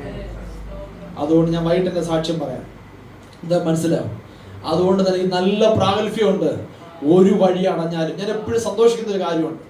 ഞാൻ വേഗത്തിൽ പറഞ്ഞു വന്നപ്പോൾ എൻ്റെ ഹൃദയത്തിൽ ഓർമ്മ വന്നോട് പറയാം. ഏലിയാവിനെ കുറിച്ച് നന്നായിട്ട് അറിയാം. ഏലിയാവിനോട് ദൈവം പറഞ്ഞു, കെരീത്ത് തോട്ടിന് അവിടെ പോയിരിക്കണം. കാക്കയോടെ നിന്നിട്ട് കൽപ്പിച്ചിട്ടുണ്ട്. എന്നെ ഒത്തിരി സന്തോഷിപ്പിച്ചൊരു ഭാഗമുണ്ട്. ആഹാബിനോട് ദൈവം ദൂത് പറയാൻ ഏലിയാവിനോട് നിന്നിട്ട് പറഞ്ഞു വിടുന്ന ഭാഗമുണ്ട്. നീ ആഹാബിനോട് പറയണം, ഞാൻ പറഞ്ഞിട്ടല്ലാതെ ഈ ആണ്ടി മഞ്ഞും മഴയും പെയ്യത്തില്ല. പക്ഷെ അവിടെ പറഞ്ഞൊരു വാക്ക് ഇങ്ങനെയാ, ഏലിയാവേ, നീ കെരീത്ത് വക്കിൽ പോയി ഇരിക്കണം, ഞാൻ കാക്കയോടെ നീതിനുണ്ട് കൽപ്പിച്ചിട്ടുണ്ട്. ഞാൻ ആ സിറ്റുവേഷൻ മനസ്സിലാക്കുന്നത്, ആഹാബിനോട് ദൈവം എന്ത് ചെയ്തില്ല, ദൂത് പറയാൻ ഏലിയാവിനോട് പറഞ്ഞതേ ഉള്ളൂ. ഏലിയാവ് പോയി പറഞ്ഞു അന്നേരം, ഏലിയാവ് പറഞ്ഞില്ല. അന്നേരം നിങ്ങൾ വായിച്ചു നോക്കിയത് 19 അധ്യായം. ആഹാബിനോട് ദൂത് അങ്ങോട്ട് പറഞ്ഞു കഴിഞ്ഞില്ല. ഏലിയാവ് പോയി പറഞ്ഞു കഴിഞ്ഞിട്ടല്ല ദൈവം പറയുന്നത് ഏലിയാവിനോട്, അല്ല കാക്കയോട് ഞാൻ കൽപ്പിച്ചിട്ടുണ്ടെന്ന്. ദൂത് പറയുന്നതിന് മുമ്പ്, എന്നെ ഒരിടത്ത് അയക്കുന്നതിന് മുമ്പ്, അല്ലെങ്കിൽ ഒരു ദേശത്തേക്ക് അയക്കുന്നതിന് മുമ്പ് എനിക്ക് വേണ്ടുന്നത് നന്നായിട്ട് ഒരുക്കാൻ കഴിവുള്ള ദൈവത്തെ ഞാൻ വിളിക്കുന്നത്. ഞാൻ അവിടെ ചെന്നിട്ട് എന്തെങ്കിലും ചെയ്യാന്നല്ല ദൈവം പറഞ്ഞേ. സ്തോത്രം. ഏലിയാവിനോട് പറഞ്ഞങ്ങനെ, നീ ദൂത് പറയുന്നതിന് മുമ്പ് ഞാൻ കാക്കയോട് നിനക്കുള്ള കാര്യം കൽപ്പിച്ചിട്ടുണ്ട്. അത് കഴിഞ്ഞിട്ടാ നീ ദൂത് പറയാൻ പോന്നെ. സ്തോത്രം. ഒരു കാര്യം മുന്നമേ ചെയ്യാൻ എൻ്റെ ദൈവത്തിന് കഴിയും. സ്തോത്രം. ഒരു വഴി അടഞ്ഞ ദൈവം അടുത്ത വഴി തുറക്കാൻ കഴിയുമെന്ന് ഞാൻ വിശ്വസിക്കുന്നത്. ഒരാൾക്ക് ഒരു വഴി അടയ്ക്കാൻ പറ്റത്തുള്ളൂ, പക്ഷെ ദൈവം തുറന്നാലുണ്ടല്ലോ അത് ശ്രേഷ്ഠമായ വഴി തന്നെ ആയിരിക്കും. സ്തോത്രം. അവിടെ യാക്കോബ് അങ്ങനെ തന്നെയാ. യാക്കോബ് തീരുമാനിച്ചു, നീ മിസ്രൈമിലേക്ക് പോയാലും എൻ്റെ ദൈവത്തോട് എന്ത് ചെയ്യണം, എനിക്ക് ആലോചന ചോദിക്കണമെന്ന്. അവൻ വിട്ട വണ്ടി കണ്ടു, അതിനകത്ത് കയറിപ്പോയാൽ മതി, പക്ഷേ എൻ്റെ ദൈവത്തോട് ഞാൻ ചോദിക്കാതെ എന്ത് ചെയ്തില്ല. ഇന്ന് രാവിലെ ഇതിനകത്തും ഒരു കാര്യം നമ്മൾ തീരുമാനിക്കണം. നമ്മുടേതായ ഇഷ്ടത്തിന് ഇറങ്ങി പോകുന്ന വഴികളൊക്കെ അത് നാശത്തിലേക്ക് പോകുന്ന വഴികളായിരിക്കും. അതിൻ്റെ അവസാനം ചിലപ്പോൾ നന്നായി തീരണമെന്നില്ല. പക്ഷെ നീ ദൈവത്തോട് ആലോചന ചോദിച്ച് കർത്താവിനോട് പ്രാർത്ഥിച്ച് വാഗ്ദത്തം കേട്ടാ നീ ഇറങ്ങിപ്പോയെങ്കിൽ അതിന്റെ ഉത്തരവാദി ദൈവമാണ്. സ്വതന്ത്രം. അതില്ലയോ? സത്യമായിട്ട് അതില്ലയോ? നമ്മളെ ഒരാൾ അയച്ചു, ആ ജോലിക്ക് അയച്ചെങ്കിൽ ആ ജോലി ചെയ്യുമ്പോൾ തന്നെ ബുദ്ധിമുട്ടുണ്ടായാൽ അയച്ച കമ്പനിക്കല്ലേ അതിന്റെ ഉത്തരവാദിത്തം? ഇല്ല, അങ്ങനല്ലയോ? ആ കമ്പനിക്ക് ഉത്തരവാദിത്തം. അവിടെ വെച്ചതിന് മിസ്റ്റേക്ക് ഉണ്ടായാൽ അല്ലെങ്കിൽ അവിടെ ബുദ്ധിമുട്ടുണ്ടായാൽ നമ്മളെ സംരക്ഷിക്കാൻ ആ കമ്പനിക്ക് എന്ത് ചെയ്യുന്നത്? ആ ബാധ്യസ്ഥത ഞാൻ മനസ്സിലാക്കുന്നത്. അതേപോലെ നമ്മളെ അയച്ചൊരു ദൈവമുണ്ട്. നമുക്ക് ദൈവം കർത്താവേ നിന്റെ വാഗ്ദത്തം കേട്ടല്ലേ ഞാൻ അങ്ങോട്ട് പോയേ, നീയല്ലോ എന്നെ ആ ജോലിയിൽ അയച്ചത്, അങ്ങനെയോ എന്നോട് പറഞ്ഞ് നിന്നതുപോലെ ജോലി ചെയ്യണമെന്ന്, ഇന്റെ കാര്യം വരുമെന്ന് എന്നോട് ദൈവമല്ലയോ പറഞ്ഞേ. സ്തോത്രം. നിന്റെ വാഗ്ദത്തം കേട്ടിട്ട് ഞാനില്ലേ അങ്ങോട്ട് പോയത്. സ്തോത്രം. അതുകൊണ്ട് അവിടുത്തെ പ്രശ്നം പരിഹരിക്കാൻ നീ വരണ്ടേ? ദൈവത്തോട് ചോദിക്കണം. നമ്മുടെ എല്ലാം കാര്യം ഇങ്ങനെ ആദ്യം എന്ത് ചെയ്യും? കുറെ കാര്യം ചോദിക്കും, ലാസ്റ്റ് പിന്നെ ചോദിക്കത്തില്ല. നമ്മൾ തോന്നി വിളിക്കും, എന്ത് ചെയ്യും? തോന്നി വിളിക്കും. ലാസ്റ്റ് കറങ്ങിത്തെറ്റി വരുമ്പോൾ എന്ത് ചെയ്യും? നമ്മളിങ്ങനെ തലയിലേക്ക് ചോദിച്ചിട്ട് പറയും, പാസ്റ്ററെ പിന്നെ ഒന്ന് പ്രാർത്ഥിക്കണം. എന്തു പറ്റിയ മോമ്മേ? അതെ, എൻ്റെ മോൻ അവിടെ പോയിട്ട് അങ്ങോട്ട് നിന്നില്ല, ആ കാര്യം അങ്ങോട്ട് ശരിയാവുന്നില്ല. വിസ അടിച്ചിട്ട് 6 മാസം അടിച്ചു കഴിഞ്ഞിട്ട് പിന്നെ അങ്ങോട്ട് നിന്നില്ല, അടിക്കുന്നില്ല. പാസ്റ്റർ പറയും, അമ്മമ്മേ അവൻ അവിടെ പോകുന്നതല്ലല്ലോ പറഞ്ഞത്, പിന്നെ വേറൊരിടത്ത് പോകുന്നതല്ലേ പറഞ്ഞത്. അല്ല പാസ്റ്റർ, ഇപ്പൊ കിട്ടിയപ്പോ എന്ത് ചെയ്ത്? പോയതാ. നമ്മൾ ലാസ്റ്റ് ദൈവത്തിന്റെ വഴി തിരക്കാതെ പോയി കഴിഞ്ഞാൽ പല രീതിയിൽ എന്ത് ചെയ്യും? ബുദ്ധിമുട്ടുണ്ടാവും. ഇന്ന് രാവിലെ എന്നെ കേൾക്കുന്ന ദൈവമക്കളെ, നമ്മൾ ദൈവത്തിന്റെ വഴി അന്വേഷിച്ചിട്ട് വേണം അങ്ങോട്ട് നീണ്ടേ. ഒരു തീരുമാനം എടുക്കുന്നതിന് മുമ്പ്, ഒരു കാര്യത്തിന് സ്റ്റെപ്പ് വെക്കുന്നതിന് മുമ്പ്, ഒരു കാര്യത്തിന് ഞാൻ കാലെടുത്ത് വെക്കുന്നതിന് മുമ്പ്, എന്റെ തലമുറയ്ക്ക് ഒരു വഴി പറഞ്ഞു കൊടുക്കുന്നതിന് മുമ്പ്, കർത്താവേ നിന്റെ ഹിതമാണോ ഇന്നടുത്ത് പോകുന്നത്, നിന്റെ ഇഷ്ടമാണോ ഞാൻ പോകുന്നത്, അത് എന്നോടൊന്ന് അറിയിക്കണേ എന്ന് പറഞ്ഞ ദൈവം അറിയിക്കും. ദൈവം സംസാരിക്കും. കർത്താവേ നിന്റെ ഹിതമില്ലാതെ തന്നെ അയക്കല്ലേ എന്ന് ദൈവം പറഞ്ഞാൽ, ദൈവത്തോട് പറഞ്ഞാൽ എന്ത് ചെയ്തില്ല? ദൈവം അയക്കത്തില്ല, നിശ്ചയമായിട്ട് അയക്കത്തില്ല. പക്ഷേ ദൈവത്തിന്റെ വാക്ക് കേട്ടിട്ടും അതിനെ മറുതലിച്ച് എന്ത് ചെയ്യരുത്? പോകാൻ നമുക്ക് പാടില്ല. ഇവിടെ യാക്കോബ് അങ്ങനെ തന്നെ ചെയ്തേ. യാക്കോബ് ഒരു തീരുമാനം എടുത്ത്, ഈ മിസ്രയീമിലെ നന്മയെ കണ്ടു ഞാൻ, എന്റെ മോന് തീരെ കാണാൻ ഒത്തിരി ആഗ്രഹമുണ്ട്, നമ്മളങ്ങനെ ചെയ്തേ ചാടിക്കരുത് ഒറ്റ പോകുന്നത്. യാക്കോബ് പറഞ്ഞു, എനിക്ക് പോകാൻ വരട്ടെ, പക്ഷെ എന്റെ ദൈവത്തോട് എന്ത് ചെയ്യണം? എനിക്ക് ചോദിക്കണം, നിങ്ങളുടെ വണ്ടിയൊക്കെ വിട്ടേക്ക്, എന്റെ മോൻ മന്ത്രിയായിരിക്കാം, അല്ലെങ്കിൽ അവിടുത്തെ രാജാവ് പറഞ്ഞുകൊണ്ട് എനിക്ക് എല്ലാം എന്തുണ്ട്, നിങ്ങൾക്ക് നിങ്ങളുടെ മക്കൾക്ക് എല്ലാവർക്കും ഇവിടെ താമസിക്കാൻ ഇഷ്ടംപോലെ സ്ഥലമുണ്ട്, കാര്യം ശരിയാ, പക്ഷേ എനിക്ക് അവരെ കാട്ടി വരുന്ന ദൈവമാണ്, എന്നെ ഇതുവരെ ആക്കിയ ദൈവമാണ്. അതുകൊണ്ട് ആ ദൈവത്തോട് എന്ത് ചെയ്യണം? ഒരു കാര്യം ചോദിക്കണം. അതവിടെ പറയുന്നേ, ദൈവം തന്റെ പിതാവായ ഇസ്ഹാക്കിന്റെ ദൈവത്തിന് യാഗം കഴിച്ചു. ദൈവം ഇസ്രായേലിനോട് രാത്രി ദർശനത്തിൽ യാക്കോബേ യാക്കോബേ എന്ന് വിളിച്ചതിന് ഞാൻ ഇതാ എന്ന് അവൻ പറഞ്ഞു. അപ്പോൾ അവൻ, ഞാൻ ദൈവമാകുന്നു, നിന്റെ പിതാവിന്റെ ദൈവം തന്നെ. ഇസ്രായേലിലേക്ക് പോകുവാൻ ഭയപ്പെടേണ്ട, അവിടെ ഞാൻ നിന്നെ വലിയ ജാതിയാക്കുമെന്ന് അരുളി ചെയ്തു. സ്തോത്രം. അവിടെ യാക്കോബ് ആ ദൈവീയമായ ഉത്തേജനമൊക്കെ എടുത്ത് യാക്കോബ് ആരാധന ദൈവത്തിന് നീങ്ങുന്നു. ആരാധന കഴിച്ചു. ആരാധന കഴിച്ചപ്പോ ദൈവം തന്നോട് സംസാരിക്കാൻ തുടങ്ങി. നമ്മുടെ ആരാധനയ്ക്കകത്ത് ഞാൻ പെട്ടെന്ന് പറഞ്ഞു വിടാം. നമ്മുടെ ഈ ആരാധന എന്ന് പറഞ്ഞാൽ കൈയടിച്ചു പാടി പ്രാർത്ഥിക്കേണ്ട മാത്രമൊന്നല്ല, നമ്മൾ ദൈവത്തെ സ്തുതിക്കുന്ന എപ്പോഴും ആരാധന തന്നെയാണ്, സ്തോത്രം. പക്ഷെ നമ്മുടെ ആരാധനയ്ക്കകത്ത് ഒരു ദൈവിക സാന്നിധ്യം എന്ത് ചെയ്യണം? ഉണ്ടാവണം. രണ്ടാമത് ആരാധനയ്ക്കകത്ത് ദൈവം നമ്മളോട് എന്ത് ചെയ്യണം? സംസാരിക്കണം. ഞാൻ അത് വിശദീകരിക്കുന്നില്ല. നമ്മുടെ ആരാധനയ്ക്കകത്ത് ദൈവ സാന്നിധ്യം ഉണ്ടാവണം. നമ്മുടെ ആരാധനയ്ക്കകത്ത് പിശാചിന്റെ പ്രവൃത്തികൾ എന്ത് ചെയ്യണം? അഴിയണം. സ്തോത്രം. ഒന്ന്, നമ്മുടെ ആരാധനയ്ക്ക് ദൈവ സാന്നിധ്യം ഉണ്ടാവണം. 2, ദൈവശബ്ദം കേൾക്കണം. നമ്മുടെ ആരാധനയ്ക്ക് പിശാചിന്റെ പ്രവൃത്തികൾ എന്ത് ചെയ്യണം? അഴിഞ്ഞു പോകണം. സ്തോത്രം. ഞാൻ ഒത്തിരി വിശദീകരിക്കുന്നില്ല. ചില കാര്യങ്ങളൊന്ന് പറയാം.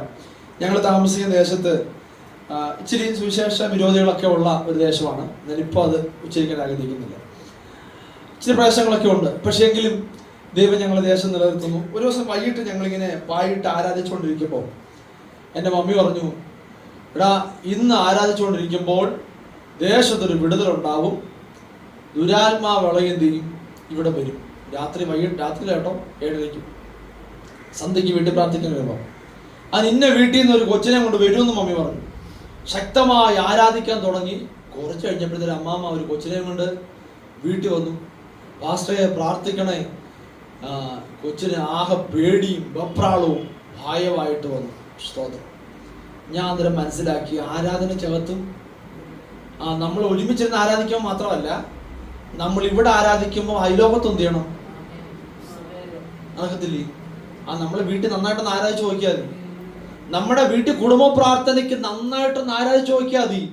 ദൈവപ്രവൃത്തി പരിസരങ്ങളിൽ വെളിപ്പെടും. ദൈവ സാന്നിധ്യം ചലിക്കും. ദൈവശക്തി ഉണ്ടാവും. പൗലോസിനോട് ശീലാസിനോട് വെച്ച് അവര് പറയും വചനത്തിലൂടെ, ഞങ്ങളുടെ കയ്യിലും കാലിലൊക്കെ അവർ ആമത്തിലിട്ട് പൂട്ടിയേക്കുക, പക്ഷെ ഞങ്ങൾക്ക് നാവ് മാത്രമേ അനക്കാൻ പറ്റത്തുള്ളൂ.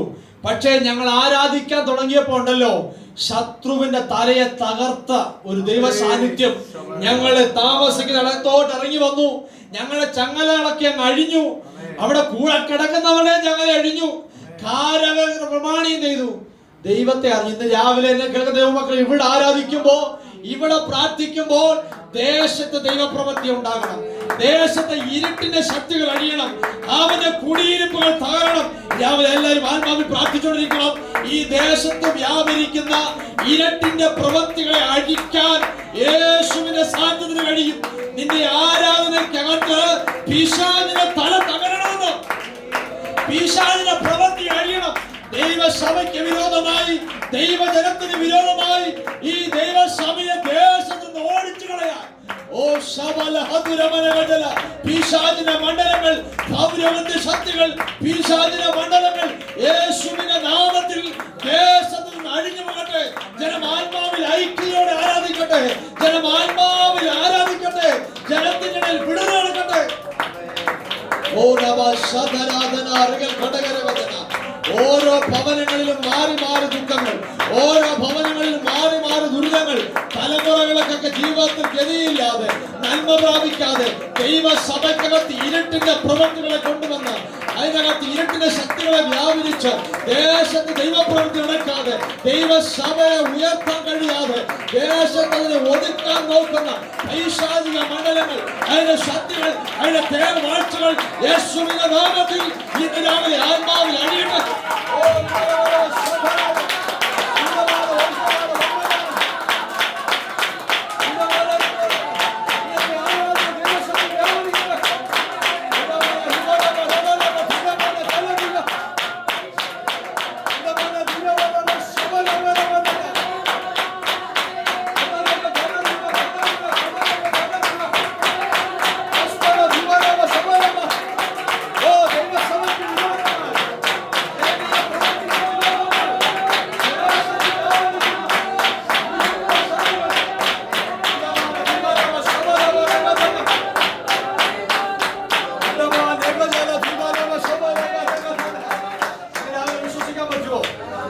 നമ്മൾ ഇവിടെ ആരാധിക്കുമ്പോൾ ദേശത്ത് ഇരുട്ടിന്റെ പ്രവൃത്തികൾ അഴിയും.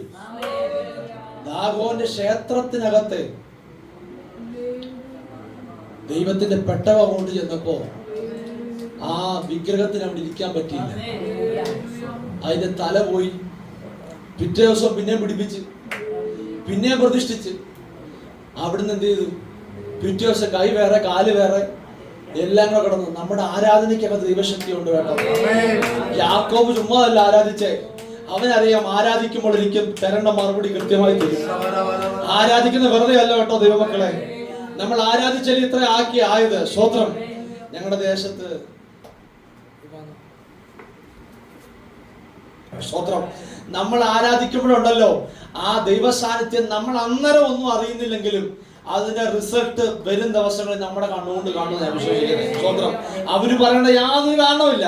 പക്ഷേ അവര് പറയിപ്പിക്കാൻ കാരണം ദൈവം നീതിമാനായോണ്ടാ. സ്തോത്രം. കാരണം ഇന്നലെ പറഞ്ഞത്, ഇന്നലെ ചെയ്തത് ഞങ്ങൾ നോക്കിയപ്പോൾ അവരെല്ലാരും പോയി. നാളെ നോക്കിയപ്പോൾ നാട് മൊത്തത്തിൽ എന്ത് ചെയ്തിട്ടുണ്ട്? അവിടെ ചെന്നിട്ടുണ്ട്. ആകെ ഞങ്ങളുടെ വീട്ടുകാർ മാത്രം വീട്ടിലുള്ളൂ. ബാക്കി എല്ലാവരും അവിടെ ചെന്നിട്ടുണ്ട്. അതുകൊണ്ട് ഞങ്ങൾ ശക്തമായിട്ട് എന്ത് ചെയ്ത് ആരാധിച്ച്. ഇപ്പോഴും ഞങ്ങൾ ഞായറാഴ്ചയൊക്കെ ശാന്തമായിട്ട് ആരാധിക്കുന്നു. ഒത്തിരി ഉറക്കൊന്നും ആരാധിക്കാൻ പറ്റുന്ന സാഹചര്യമല്ല. പക്ഷേ അന്ന് ശരിക്കും ആരാധിച്ചു. ആരാധിച്ചതിന്റെ റിസൾട്ട് അന്നേരം തന്നെ വെളിപ്പെട്ടു. അതുകൊണ്ട് ഇന്ന് രാവിലെ ഞാൻ ആത്മാവിൽ പറയാം, ഇതിനകത്ത് ആരാധിക്കുമ്പോ ഇരുട്ടിന്റെ ശക്തി എവിടാന്നോ ഇതിന് വിരോധമായി നിൽക്കുന്നേ, അതിന്റെ അടിസ്ഥാനം കുലിക്കാൻ എന്റെ ദൈവത്തിന് കഴിയും കേട്ടോ. അത് എവിടെ ആയാലും ദൈവത്തിന് വിഷയമല്ല. പക്ഷേ ആരാധിക്കുന്നവന്റെ മനോഭാവം ഉണ്ടെങ്കിൽ ആരാധിക്കുമ്പോൾ നിന്റെ വിടുതൽ ഉറപ്പാ. നീ ഇവിടെ നിന്ന് ആരാധിക്കുന്നത്, നിന്റെ തലമുറ വിദേശത്താണെങ്കിൽ അവിടെ ഒരു ദൈവപ്രവൃത്തി ഉണ്ടാവണമെങ്കിൽ അവിടെ ദൈവത്തിന് വിടുതലായിരിക്കും, അവിടെ ദൈവത്തിന്റെ കരം ചലിക്കും, ഇവിടെ ദൈവപ്രവൃത്തി ഉണ്ടാവും, ദേശത്ത് അത്ഭുതങ്ങൾ സംഭവിക്കും, ദൈവത്തിന് ചെയ്യാൻ കഴിയുമെന്ന്.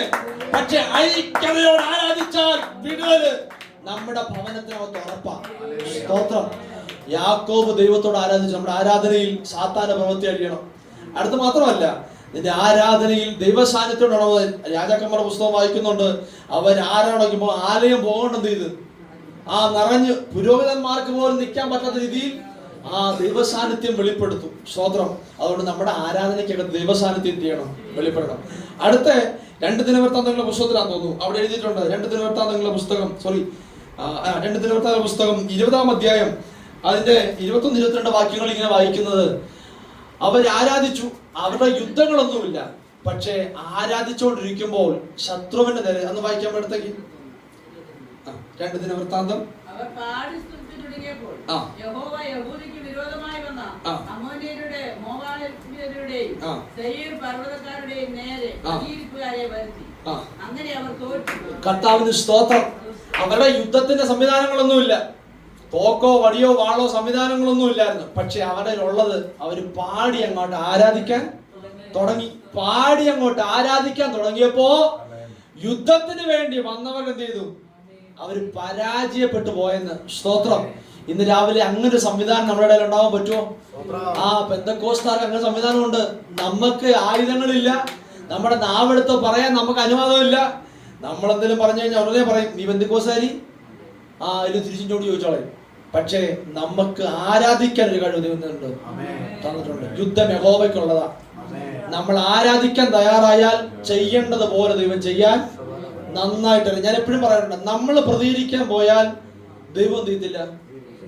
എനിക്ക് പലപ്പോഴും പ്രതികരിക്കാൻ പെട്ടെന്ന് എന്ത് ചെയ്യും, ടെൻഷൻ ഉണ്ടാവും. ഞാൻ ഉള്ളത്തിൽ പറയില്ല, എനിക്ക് ഉൾപ്പെടെ നമുക്ക് എല്ലാവർക്കും എന്ത് ചെയ്യും ഉണ്ടാവുമെന്നാണ് വിശ്വസിക്കുന്നത്. പക്ഷേ നമ്മളൊന്ന് പിടിച്ചു നിർത്തി നമ്മൾ ധൈര്യത്തോടെ പോയാൽ ബാക്കി കാര്യം ദൈവം ചെയ്യും. നമ്മൾ പ്രതികരിച്ചാൽ ഒരു 5-10 മിനിറ്റ് പ്രതികരിക്കും, അവിടെ കൊണ്ട് അവസാനിക്കും. ഞാൻ വിശ്വസിക്കുന്നുണ്ട് അത് ദൈവത്തിന് വിട്ടുകൊടുത്താൽ ദൈവം ചെയ്യേണ്ടതുപോലെ ദൈവം ചെയ്യും. അത് കൃത്യമായിട്ടേ ദൈവം ചെയ്യത്തുള്ളൂ. ദൈവം ഉഴപ്പി ചെയ്യത്തില്ല. പക്ഷേ നമ്മുടെ ആരാധന ശക്തമായി ആരാധിക്കുന്നെങ്കിൽ ദൈവത്തിന്റെ സാന്നിധ്യം നമ്മുടെ മേൽ വെളിപ്പെടും.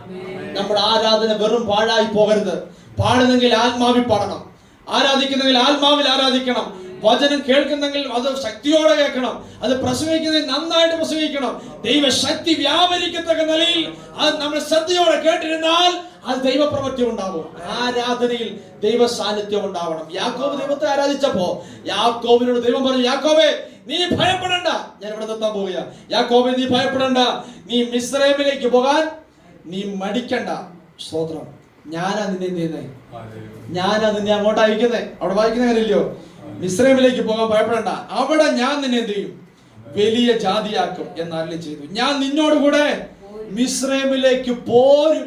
അവിടെ യാക്കോബിനോട് ദൈവം പറയാ, യാക്കോബേ നീ ഒറ്റയ്ക്കല്ല പോകുന്നത് കേട്ടോ, നീ ഒറ്റയ്ക്കല്ല സഞ്ചരിക്കുന്നേ, നീ ഒരു മനസ്സ് കാണിച്ചില്ലയോ, എന്നോടൊന്ന് ആലോചന ചോദിക്കാൻ മനസ്സ് കാണിച്ചില്ലയോ. അതാ ഞാൻ നേരത്തെ പറഞ്ഞേ, നമ്മളെ ദൈവം അവിടുത്തെ വിടുന്നെങ്കിൽ നമ്മളെ കൂടെ ആര് വന്നില്ലെങ്കിലും ദൈവം വന്നിരിക്കും, ഉറപ്പാ. ഇവിടെ യാക്കോബിനോട് ദൈവം പറഞ്ഞങ്ങനെ, യാക്കോബേ നീ ഒറ്റയ്ക്കല്ല പോകുന്ന കേട്ടോ, നിന്നോട് കൂടെ ആര് വരും, ഞാൻ വരും. യാക്കോബേ നീ ഒറ്റയ്ക്കല്ല പോകുന്നേ, മിസ്രൈമിൽ ഞാൻ നിന്റെ കൂടെ ഉണ്ട്. അവിടെ എന്തെല്ലാം ചെയ്യുമെന്നും അവിടെ എങ്ങനെല്ലാം ആവുമെന്നും എനിക്ക് നന്നായിട്ട് അറിയാം. നിന്നെ ഞാൻ അയക്കുന്നേ, അതുകൊണ്ട് നീ ധൈര്യത്തോടെ ചെയ്യണം, പോണം. മിസ്രൈമിലേക്ക് പോകാൻ നീ മടിക്കണ്ട, ഞാൻ നിന്നോട് കൂടെ പോരും. അടുത്തെന്താ പറയുന്നത്, ഞാൻ നിന്നെ എന്ത് ചെയ്യും, മടക്കി വരുത്തും. നിന്നെ അവിടെ സ്ഥിരം താമസിക്കാൻ കൊണ്ടുപോകത്തില്ല, പക്ഷെ ഞാൻ നിന്നെ എന്ത് ചെയ്യും, മടക്കി വരുത്തും കേട്ടോ. സ്തോത്രം. അവിടെ ചെന്ന് അവിടെ പറയുന്നു, യോസഫ് സ്വന്തം കൈകൊണ്ട് എന്ത് ചെയ്യും, നിന്റെ കണ്ണ് അടയ്ക്കോ നല്ല ചെയ്തു. പിന്നെ യാക്കോബ് ബേർശേബയിൽ നിന്ന് പുറപ്പെട്ട് ഇസ്രായേലിന്റെ പുത്രന്മാരായ യാക്കോബ് യാക്കോബിനെ കയറ്റുവാൻ ഫറവോൻ അയച്ച അവനെയും തങ്ങളുടെ മക്കളെയും ഭാര്യമാരെയും കയറ്റി കൊണ്ടുപോയി. തങ്ങളുടെ ആടുമാടുകളെയും കനാൻ ദേശത്ത് വെച്ച് സമ്പാദിച്ച സമ്പത്തുകളെയും കൊണ്ടുപോയി. അങ്ങനെ യാക്കോബും സന്തതികളെല്ലാം മിസ്രൈമിലെത്തി. കർത്താവിന് സ്തോത്രം. എന്നെ കേൾക്ക ദൈവമക്കളെ, യാക്കോബ് അവിടെ പോയി നഷ്ടപ്പെട്ടവനായിട്ടിരിക്കുമ്പോഴാണ് ദൈവം പറഞ്ഞു, നിന്റെ മോൻ യോസഫ് സ്വന്തം കൈകൊണ്ട് ദൈവം നിന്റെ കണ്ണ് നഷ്ടപ്പെട്ടവനായിട്ടിരിക്കുന്നു. ഞാൻ പറഞ്ഞു ലാസ്റ്റ് അവസാനിപ്പിക്കാം. പക്ഷേ ആരാധിക്കാൻ മനസ്സ് കാണിച്ചപ്പോൾ ഒരു സമർപ്പണ മനോഭാവം. ആ 46 വാക്യം ദൈവം പറഞ്ഞ വാക്ക് കേട്ടപ്പോൾ കർത്താവേ ഞാൻ എന്ത് ചെയ്യാം? പൊയ്ക്കൊള്ളാം. നിന്റെ വാക്കുകൾ എന്ത് ചെയ്യാം? പൊയ്ക്കൊള്ളാം. ലൂക്കോസിന്റെ സുവിശേഷത്തിൽ അച്ഛാ ഒരു ദൈവത്തിന്റെ ദൂത് ഇങ്ങനെ പറയുന്നേ. അവിടെ പറഞ്ഞിങ്ങനെ ലൂക്കോസിൽ യേശുവിന്റെ വാക്ക് കേട്ട് പത്രോസ് എന്ത് ചെയ്ത്? വലയിറക്കി. പത്രോസ് പറഞ്ഞു കർത്താവേ ഞാൻ രാത്രി മുഴുവനും അധ്വാനിച്ചു, എൻ്റെ വീടിനകത്ത് ഒരു നിവൃത്തി ഇല്ല. എൻ്റെ ഭാഷ പറഞ്ഞ അച്ഛൻ്റെ അടുത്ത് ഒരു പ്രവാചകൻ പറഞ്ഞ ശൈലി പറയുന്നില്ല, പക്ഷെ എങ്കിലും അച്ഛൻ വിശ്വസിക്കാൻ പറ്റുമെങ്കിൽ വിശ്വസിക്കണം. പത്രോസ് പറഞ്ഞു കർത്താവേ ഞാൻ രാത്രി മുഴുവനും അധ്വാനിച്ചു, എനിക്ക് രാത്രി ഒന്നും കിട്ടിയില്ല. പിറ്റേന്ന് രാവിലെ ഞാൻ വേറെ പണിക്ക് പോയാൽ എന്ത് ചെയ്യാം? എനിക്ക് വേറെ എന്തെങ്കിലുമൊക്കെ കിട്ടി എൻ്റെ കുടുംബം നോക്കാം. പക്ഷേ രാവിലെ പോകാൻ സമയമായപ്പം യേശു അങ്ങോട്ട് വന്നിട്ട് പറഞ്ഞു പത്രോസേ ഒത്തിരി പടമുണ്ട് കേട്ടോ, പക്ഷേ എനിക്ക് നിന്റെ പടം എന്ത് ചെയ്യണം? വിട്ടുതരണം. അച്ഛനോട് ദൈവാത്മാവിന് സംസാരിക്കുന്നത് എങ്ങനെയാ? ഒത്തിരി പേരുണ്ടാവാം, പക്ഷേ ദൈവത്തിന് കയറാൻ ഇഷ്ടമുള്ള പടക് പത്രോസിന്റെ പടകായിരുന്നു. സ്വത്രം. പത്രോസെ നിന്റെ പടക ഇങ്ങോട്ട് മാറ്റിയിട്ടുണ്ട്. അച്ഛൻ ദൈവാത്മാവിനെ സംസാരിക്കുന്നു. ഒത്തിരി പേരുണ്ടാവും, പക്ഷെ അച്ഛൻ്റെ പടകിൽ കയറാനാണ് ദൈവത്തിന് ഇഷ്ടം തോന്നിയത്. അതുകൊണ്ട് ദൈവം എന്ന് പറയുന്നു പടകിൽ കയറിയവനെ, ആ പടക് വിട്ടുകൊടുത്തവനെ ദൈവം മാനിക്കാതെ വിട്ടില്ല കേട്ടോ. സ്വത്രം. അവരുടെ മുമ്പ് ദൈവം മാനിച്ചു. പത്രോസ് പറഞ്ഞു കർത്താവേ നിന്റെ വാക്ക് എന്ത് ചെയ്യാം? കേട്ട് വലയിറക്കിയേക്കാം. ഞാൻ ഇങ്ങനെ ചിന്തിക്കാറുണ്ട്. അവിടെ ഒരു പെന്തക്കോസ്താരുടെ മീറ്റിംഗ് ആണെങ്കിൽ അവിടെ പാസ്റ്റർ പ്രസംഗവും കഴിഞ്ഞ് പാട്ടും കഴിഞ്ഞ് ആരാധന കഴിഞ്ഞ് ഉച്ചയായി. രാത്രിയിലാണ് സാധാരണ മീൻ പിടിക്കാൻ പോകുന്നത്. ഒരു പ്രതീക്ഷയില്ല നട്ടുച്ചയ്ക്ക് മീൻ കിട്ടുമെന്ന്. പക്ഷെ പ്രതീക്ഷിക്കാത്ത നേരത്ത്, ആരും കണക്ക് കൂട്ടാത്ത നേരത്ത് പത്രോസിന്റെ വല നിറച്ചു കൊടുക്കാൻ കഴിവുള്ള ദൈവമാണ്. അതുകൊണ്ട് അച്ഛനോട് ദൈവാത്മാവിൽ നിന്ന് പ്രവചനാത്മാവിൽ എനിക്ക് പറയാൻ ദൈവത്തിന് തോന്നി ഇങ്ങനെയാണ്. ആരും പ്രതീക്ഷിക്കാത്ത നേരത്ത്, ആരും കണക്കൂട്ടിയില്ലാത്ത നേരത്ത് ദൈവം നിനക്ക് വേണ്ടി ഒരു വഴികളെ തുറക്കാൻ ദൈവത്തിന് കഴിയും കേട്ടോ.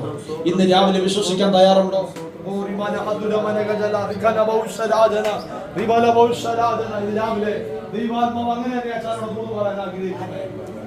നിന്റെ പടക് ദൈവത്തിന് വേണ്ടി അവരുടെ ദൈവീയമായ സന്തോഷത്തെ കെടുത്തി കളയുന്ന, ആത്മീയ സന്തോഷത്തെ കെടുത്തി കളയുന്ന പിശാചിന്റെ മണ്ഡലങ്ങൾ ആ ഭവനത്തിൽ വിട്ടുപോകുവാൻ പിതാവിന്റെ പുത്രന്റെ പരിശുദ്ധാത്മാവിന്റെ നാമത്തിൽ കൽപ്പിക്കുക.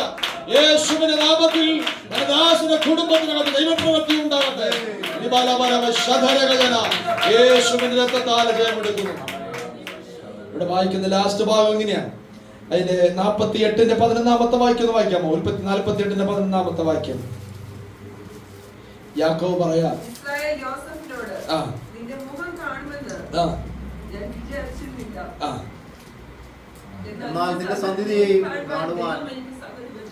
കർത്താവിന് സ്തോത്രം. യാക്കോബ് പറയുന്ന കേട്ടോ, യാക്കോബ് പറയുന്ന ഭാഗം, യോസഫേ നിന്നെ കാണുമെന്ന് ഞാൻ ഒരിക്കലും പ്രതീക്ഷിച്ചല്ല, ഞാൻ ജീവിതത്തിൽ പ്രതീക്ഷിച്ചല്ല. അതാ യാക്കോബ് പറയുന്നത്, ഞാൻ എൻ്റെ മോൻ യോസഫിനെ പാതാളത്തിൽ പോയേ ഞാൻ കാണത്തുള്ളൂ. ഞാൻ ഒരിക്കലും ഇങ്ങനൊരു നന്മ അനുഭവിക്കുമെന്നോ കാണുമെന്നോ ഞാൻ പ്രതീക്ഷിച്ചല്ല കേട്ടോ. പക്ഷേ യാക്കോബ് പറയാ നിന്റെ സന്തതിയെയും കൂടെ കാണാൻ എനിക്കൊരു ഭാഗ്യം തന്നല്ലോ. ദൈവം എത്ര വിശ്വസ്തനായില്ലയോ? ദൈവം എത്ര വിശ്വസ്തനാ. ഈ വാക്യങ്ങളൊക്കെ ചിലപ്പോ മറ്റുള്ളവർ വ്യാഖ്യാനിക്കുന്നതിനോട് ചിലപ്പോൾ എനിക്ക് വ്യാഖ്യാനം കഴിഞ്ഞില്ലായിരിക്കാം, പല്ലേ നിങ്ങൾ സന്ദേശം കേൾക്കുന്നതിനോട് ചിലപ്പോൾ അതൊക്കെ. പക്ഷേ ഈ വാക്യം ഒന്ന് ഗ്രഹിക്കാൻ പറ്റുമോ? കർത്താവേ, യാക്കോബ് പറയാ എനിക്ക് നിന്നെ കാണുമെന്ന് ഞാൻ പ്രതീക്ഷിച്ചതേ അല്ല. ജീവിതത്തിൽ എനിക്കിങ്ങനെ കാണുമെന്നോ, നീ അയക്കുന്ന രഥത്തിൽ കയറാൻ പറ്റുമെന്നോ, നീ തരുന്ന ആഹാരം കഴിക്കാൻ പറ്റുമെന്നോ ഞാൻ വിചാരിച്ചതല്ല. പക്ഷേ ദൈവം പറഞ്ഞു നിന്നെ മാത്രമല്ലടാ, നിന്റെ സന്തതിയെയും കൂടെ കാണാൻ തന്നല്ലോ. ഇന്ന് രാവിലെനകത്തിരിക്കുന്ന വാത്സല്യ മാതാപിതാക്കളെ സ്നേഹത്തോടെ പറയട്ടെ, ഈ നന്മ അനുഭവിക്കുമ്പോഴൊക്കെ ഒന്ന് പറയണം, എനിക്ക് ഈ നന്മ അനുഭവിക്കുമെന്ന് ഞാൻ വിചാരിച്ചതല്ല കേട്ടോ. ഈ യോഗ്യമായ സ്ഥാനത്തെത്തുമെന്ന് ഞാൻ പ്രതീക്ഷിച്ചതല്ല.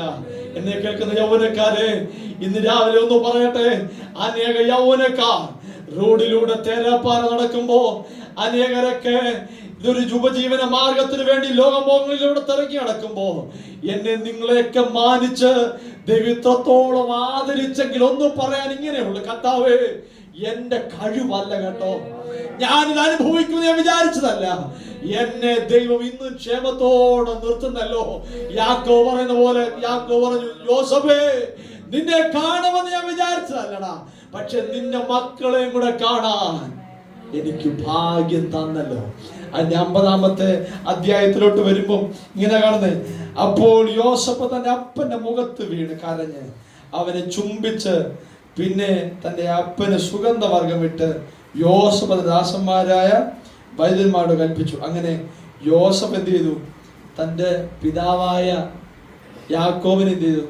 അടക്കം ചെയ്തു. സ്വത്രം സ്വന്തം കണ്ണുകൊണ്ട് എന്ത് ചെയ്യും? കൈകൊണ്ട്, നിന്റെ മോന്റെ കൈകൊണ്ട് തന്നെ എന്ത് ചെയ്യും? നിന്റെ കണ്ണടയ്ക്കുമെന്നാ പറഞ്ഞത്. അങ്ങനെ ഒരു വാഗ്ദത്തം യാക്കോബ് ഒരിക്കലും പ്രതീക്ഷിച്ചതല്ല, ഒരിക്കലും അങ്ങനെ നേടുമെന്ന് പ്രതീക്ഷിച്ചതല്ല. പക്ഷെ ദൈവം വിശ്വസ്തനായതുകൊണ്ട് ദൈവം നീതിയോടെ ചെയ്തു. രാവിലെ ഞാൻ ഈ സന്ദേശം പൂർത്തീകരിച്ചിരുന്ന് എനിക്കറിയാം. പക്ഷേ ഒരു കാര്യം പറഞ്ഞ് അവസാനിപ്പിക്കട്ടെ, നഷ്ടപ്പെട്ടതിനെ മടക്കി തരാൻ എന്റെ ദൈവത്തിന് കഴിയും. നിനക്കെന്താ നഷ്ടപ്പെട്ടത്? എവിടാ വീണു പോയെ? ഒന്ന് പറയാൻ തയ്യാറായാൽ അതിനെ മടക്കി തരാൻ ദൈവത്തിന് കഴിയും. നിനക്ക് ചിലപ്പോ ആത്മീയ നന്മയായിരിക്കാം, പണ്ടത്തെ പോലെ ആത്മീയ ശുശ്രൂഷയായിരിക്കാം. ഇല്ല, കർത്താവ് പറയുന്നു, പ്രായം എനിക്ക് വ്യത്യാസമല്ല കേട്ടോ, എനിക്ക് ശ്രേഷ്ഠത എനിക്ക് വ്യത്യാസമല്ല. പക്ഷെ അനുദപിക്കാൻ നീ മനസ്സ് കാണിച്ചാൽ, ദൈവത്തിന്റെ അടുക്കിലേക്ക് വരാനൊന്ന് മനസ്സ് കാണിച്ചാൽ, ഈ ആണ്ടിന്റെ അവസാന നിമിഷങ്ങളിൽ ദൈവാത്മാവ് പറയുന്നു, ദൈവം നിന്നെ മാനിക്കും, ദൈവം നിന്നെ ആദരിക്കും. യാക്കോബ് പറഞ്ഞ പോലെ നിന്നെ കാണുമെന്ന് ഞാൻ പ്രതീക്ഷിച്ചല്ല, ഈ ആണ്ട് അവസാനം കാണുമെന്ന് ഞാൻ പ്രതീക്ഷിച്ചല്ല. പക്ഷെ എന്റെ ദൈവം ഇത്രത്തോളം എന്നെ നടത്തിയല്ലോ, എന്നെ ഇത്രത്തോളം പരിപാലിച്ചല്ലോ. ദേവദാസിനെ, കുടുംബമേ, ദൈവസഭയെ, ദൈവമക്കളെ ഇത്രത്തോളം നടത്തിയ ദൈവത്തിന് സ്തോത്രം പറയാൻ പറ്റും.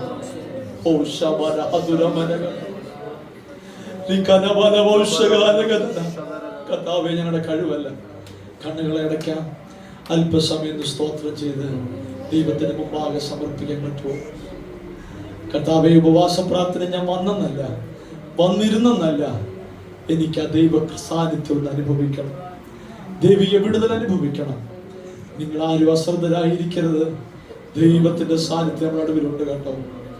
ഓ, ആ വാക്യം ഒന്ന് പറയാൻ പറ്റുമോ? എനിക്ക് നിന്നെ കാണുമെന്ന് ഞാൻ വിചാരിച്ചതല്ല, പക്ഷെ നിന്റെ തലമുറകളെ കാണാൻ എനിക്ക് ഭാഗ്യമൊത്തല്ലോ. അതാ 46-ാം അധ്യായത്തിൽ ദൈവം യാക്കോബിനോട് പറഞ്ഞേ, നീ ആരാധിച്ചതുണ്ടല്ലോ, നീ എന്നെ ആരാധിച്ച്, ഞാൻ നിന്നോടാ വാഗ്ദത്തം പറയാം, നീ പോകാൻ ഭയപ്പെടണ്ട. നിന്റെ മോൻ യോസേഫ് തന്നെ നിന്റെ കണ്ണ് അടയ്ക്കും. നീ വലിയ ജനമായിട്ട് അവിടുന്ന് വരും കേട്ടോ. ഞാൻ അനീതിയുള്ള ദൈവമല്ല, പക്ഷെ നീ ദൈവത്തിന്റെ അടുക്കൽ സമയം ചെലവഴിക്കേണ്ടത് ചെലവഴിക്കണം. ദൈവത്തോട് നീ ആലോചന ചോദിക്കേണ്ട അവസരങ്ങളിൽ ചോദിക്കണം, ദൈവത്തോട് പറയണം, സംസാരിക്കണം. കർത്താവേ, നിന്റെ ഹിതത്തിന് വേണ്ടി എന്നെ സമർപ്പിക്കണമേ. എന്നെ കേൾക്കുന്ന പ്രായമുള്ള മാതാപിതാക്കളെ, നമ്മുടെ തലമുറകളെ ഒന്നിനു വേണ്ടി വിടുന്നതിന് മുമ്പ്, അവരെ ഒരു വിദ്യാഭ്യാസത്തിന് വേണ്ടി വിടുന്നതിന് മുമ്പ്, അവരെ ഒരു ജോലിക്ക് വേണ്ടി വിടുന്നതിന് മുമ്പ്, നിങ്ങളുടെ അഭിഷക്തനുണ്ട്, അല്ലെങ്കിൽ ദൈവത്തിന്റെ പരിശുദ്ധാത്മാവരോട് ചോദിക്കും, കർത്താവേ, എന്റെ മക്കളെ ആ വഴിക്ക് വിടണോ, എനിക്ക് എന്റെ മക്കളെ ആ ജോലിക്കിലേക്ക് വിടണോ? ദൈവത്തോട് ചോദിക്കണം. ദൈവത്തോട് ചോദിച്ചാൽ അവൻ നമ്മളോട് സംസാരിക്കും കേട്ടോ. എന്നാൽ ആ വഴി കൃത്യതയുള്ള വഴിയായിരിക്കും, ആ വഴി പരാജയപ്പെടാൻ ദൈവം അനുവദിക്കത്തില്ല. ഞങ്ങളുടെ ദൈവമേ, ഇന്ന് രാവിലെ തിരുവുള്ള ഞങ്ങളുടെ മേൽ പ്രകാശിപ്പിക്കണമേ. അങ്ങ് ഞങ്ങളെ കേൾപ്പിച്ച വാഗ്ദത്ത വചനത്തിനായ സ്തോത്രം. ആ വചനത്തിന് മുമ്പാകെ ഞങ്ങളെ സമർപ്പിക്കും. നീ ഞങ്ങളെ ആദരിക്കണമേ. അങ്ങയുടെ ജനത്തിനോടത്തെ വാഗ്ദത്തത്തിനായ സ്തോത്രം. അത് കൃത്യസമയത്ത് ഇത് നിറവേറ്റി ദൂത് കൃത്യതയോടെ നിറവേറ്റണമേ. നമ്മുടെ ജനത്തെ ആദരിക്കും യേശുവിൻ നാമത്തിൽ തന്നെ.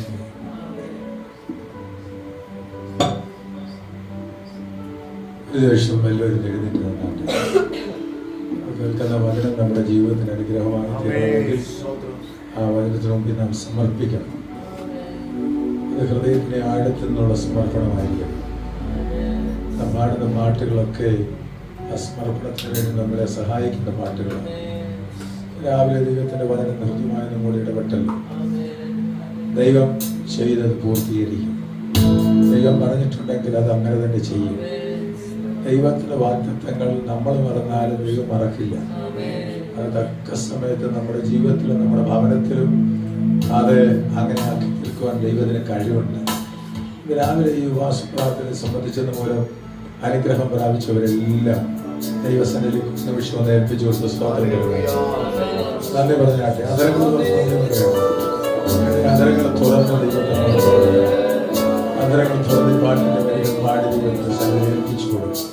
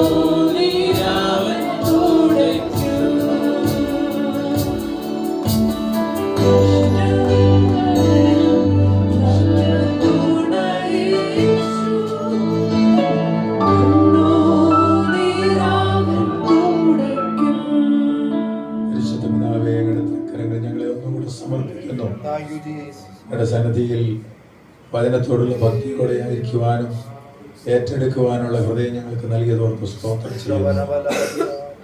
കേട്ട വചനം ഞങ്ങളുടെ അകത്തെ മനുഷ്യന്റെ ഭക്ഷണവും ശക്തിയും ബലവുമാകിയാൽ സ്തോത്രം. അത് ഞങ്ങളുടെ ജീവിതത്തെ മുന്നോട്ട് നയിക്കുവാൻ ആവശ്യമായിരിക്കുന്ന ഊർജം പകരുന്ന അങ്ങ് അയക്കുന്ന ആഹാരമാകിയാൽ ഞങ്ങൾ അങ്ങനെ വാഴ്ത്തുന്നു. ഞങ്ങളുടെ ദാസനെ ഞങ്ങളുടെ മധ്യത്തിൽ അയച്ച ഈ സെഷനിൽ ശക്തമായി വചനം ശുശ്രൂഷിക്കുവാൻ, ആലോചന പറയുവാൻ ബലപ്പെടുത്തിയല്ലോ. ഞങ്ങളുടെ ദാസനെ പിന്നെ ഞങ്ങളുടെ മധ്യത്തിൽ ശക്തമായി വൈകിട്ട് ഉപയോഗിക്കണമേ. അതിൻ്റെ മുൻപാകെ സമർപ്പിച്ച് ഈ വർഷത്തിൻ്റെ അവസാന ദിവസങ്ങളിൽ ഞങ്ങളുടെ ജീവിതം ഒന്നുകൂടെ മെച്ചമാകുവാനും ഒന്നുകൂടെ അനുഗ്രഹിക്കപ്പെടുവാനും ഇടയാക്കണമെന്ന് പ്രാർത്ഥിക്കുന്നു. കർത്തൃകരങ്ങൾ ഞങ്ങളെ സമർപ്പിക്കുന്നു. കർത്താവേ, ഞങ്ങളുടെ ജീവിതം മുഴുവനും അങ്ങയ്ക്ക് വേണ്ടി സമർപ്പിക്കപ്പെട്ടതായിരിക്കുവാൻ ഒരു ദിവസം ഇടയാക്കണമേ. കടന്നു വന്ന എല്ലാവരും ദൈവം അനുഗ്രഹിക്കണമേ. വൈകിട്ടത്തെ മീറ്റിങ്ങിൽ എല്ലാവരും കടന്നു വന്ന അനുഗ്രഹം പ്രാപിപ്പാൻ ദൈവം സഹായിക്കണം. ഞങ്ങളുടെ കരങ്ങളിൽ ഏൽപ്പിക്കുന്നില്ല. നമ്മൾക്കായി സ്തോത്രം. യേശുവിൻ നാമത്തിൽ അപേക്ഷിക്കുന്നു. കേൾക്കണ സ്വർഗ്ഗസ്ഥ പിതാവേ.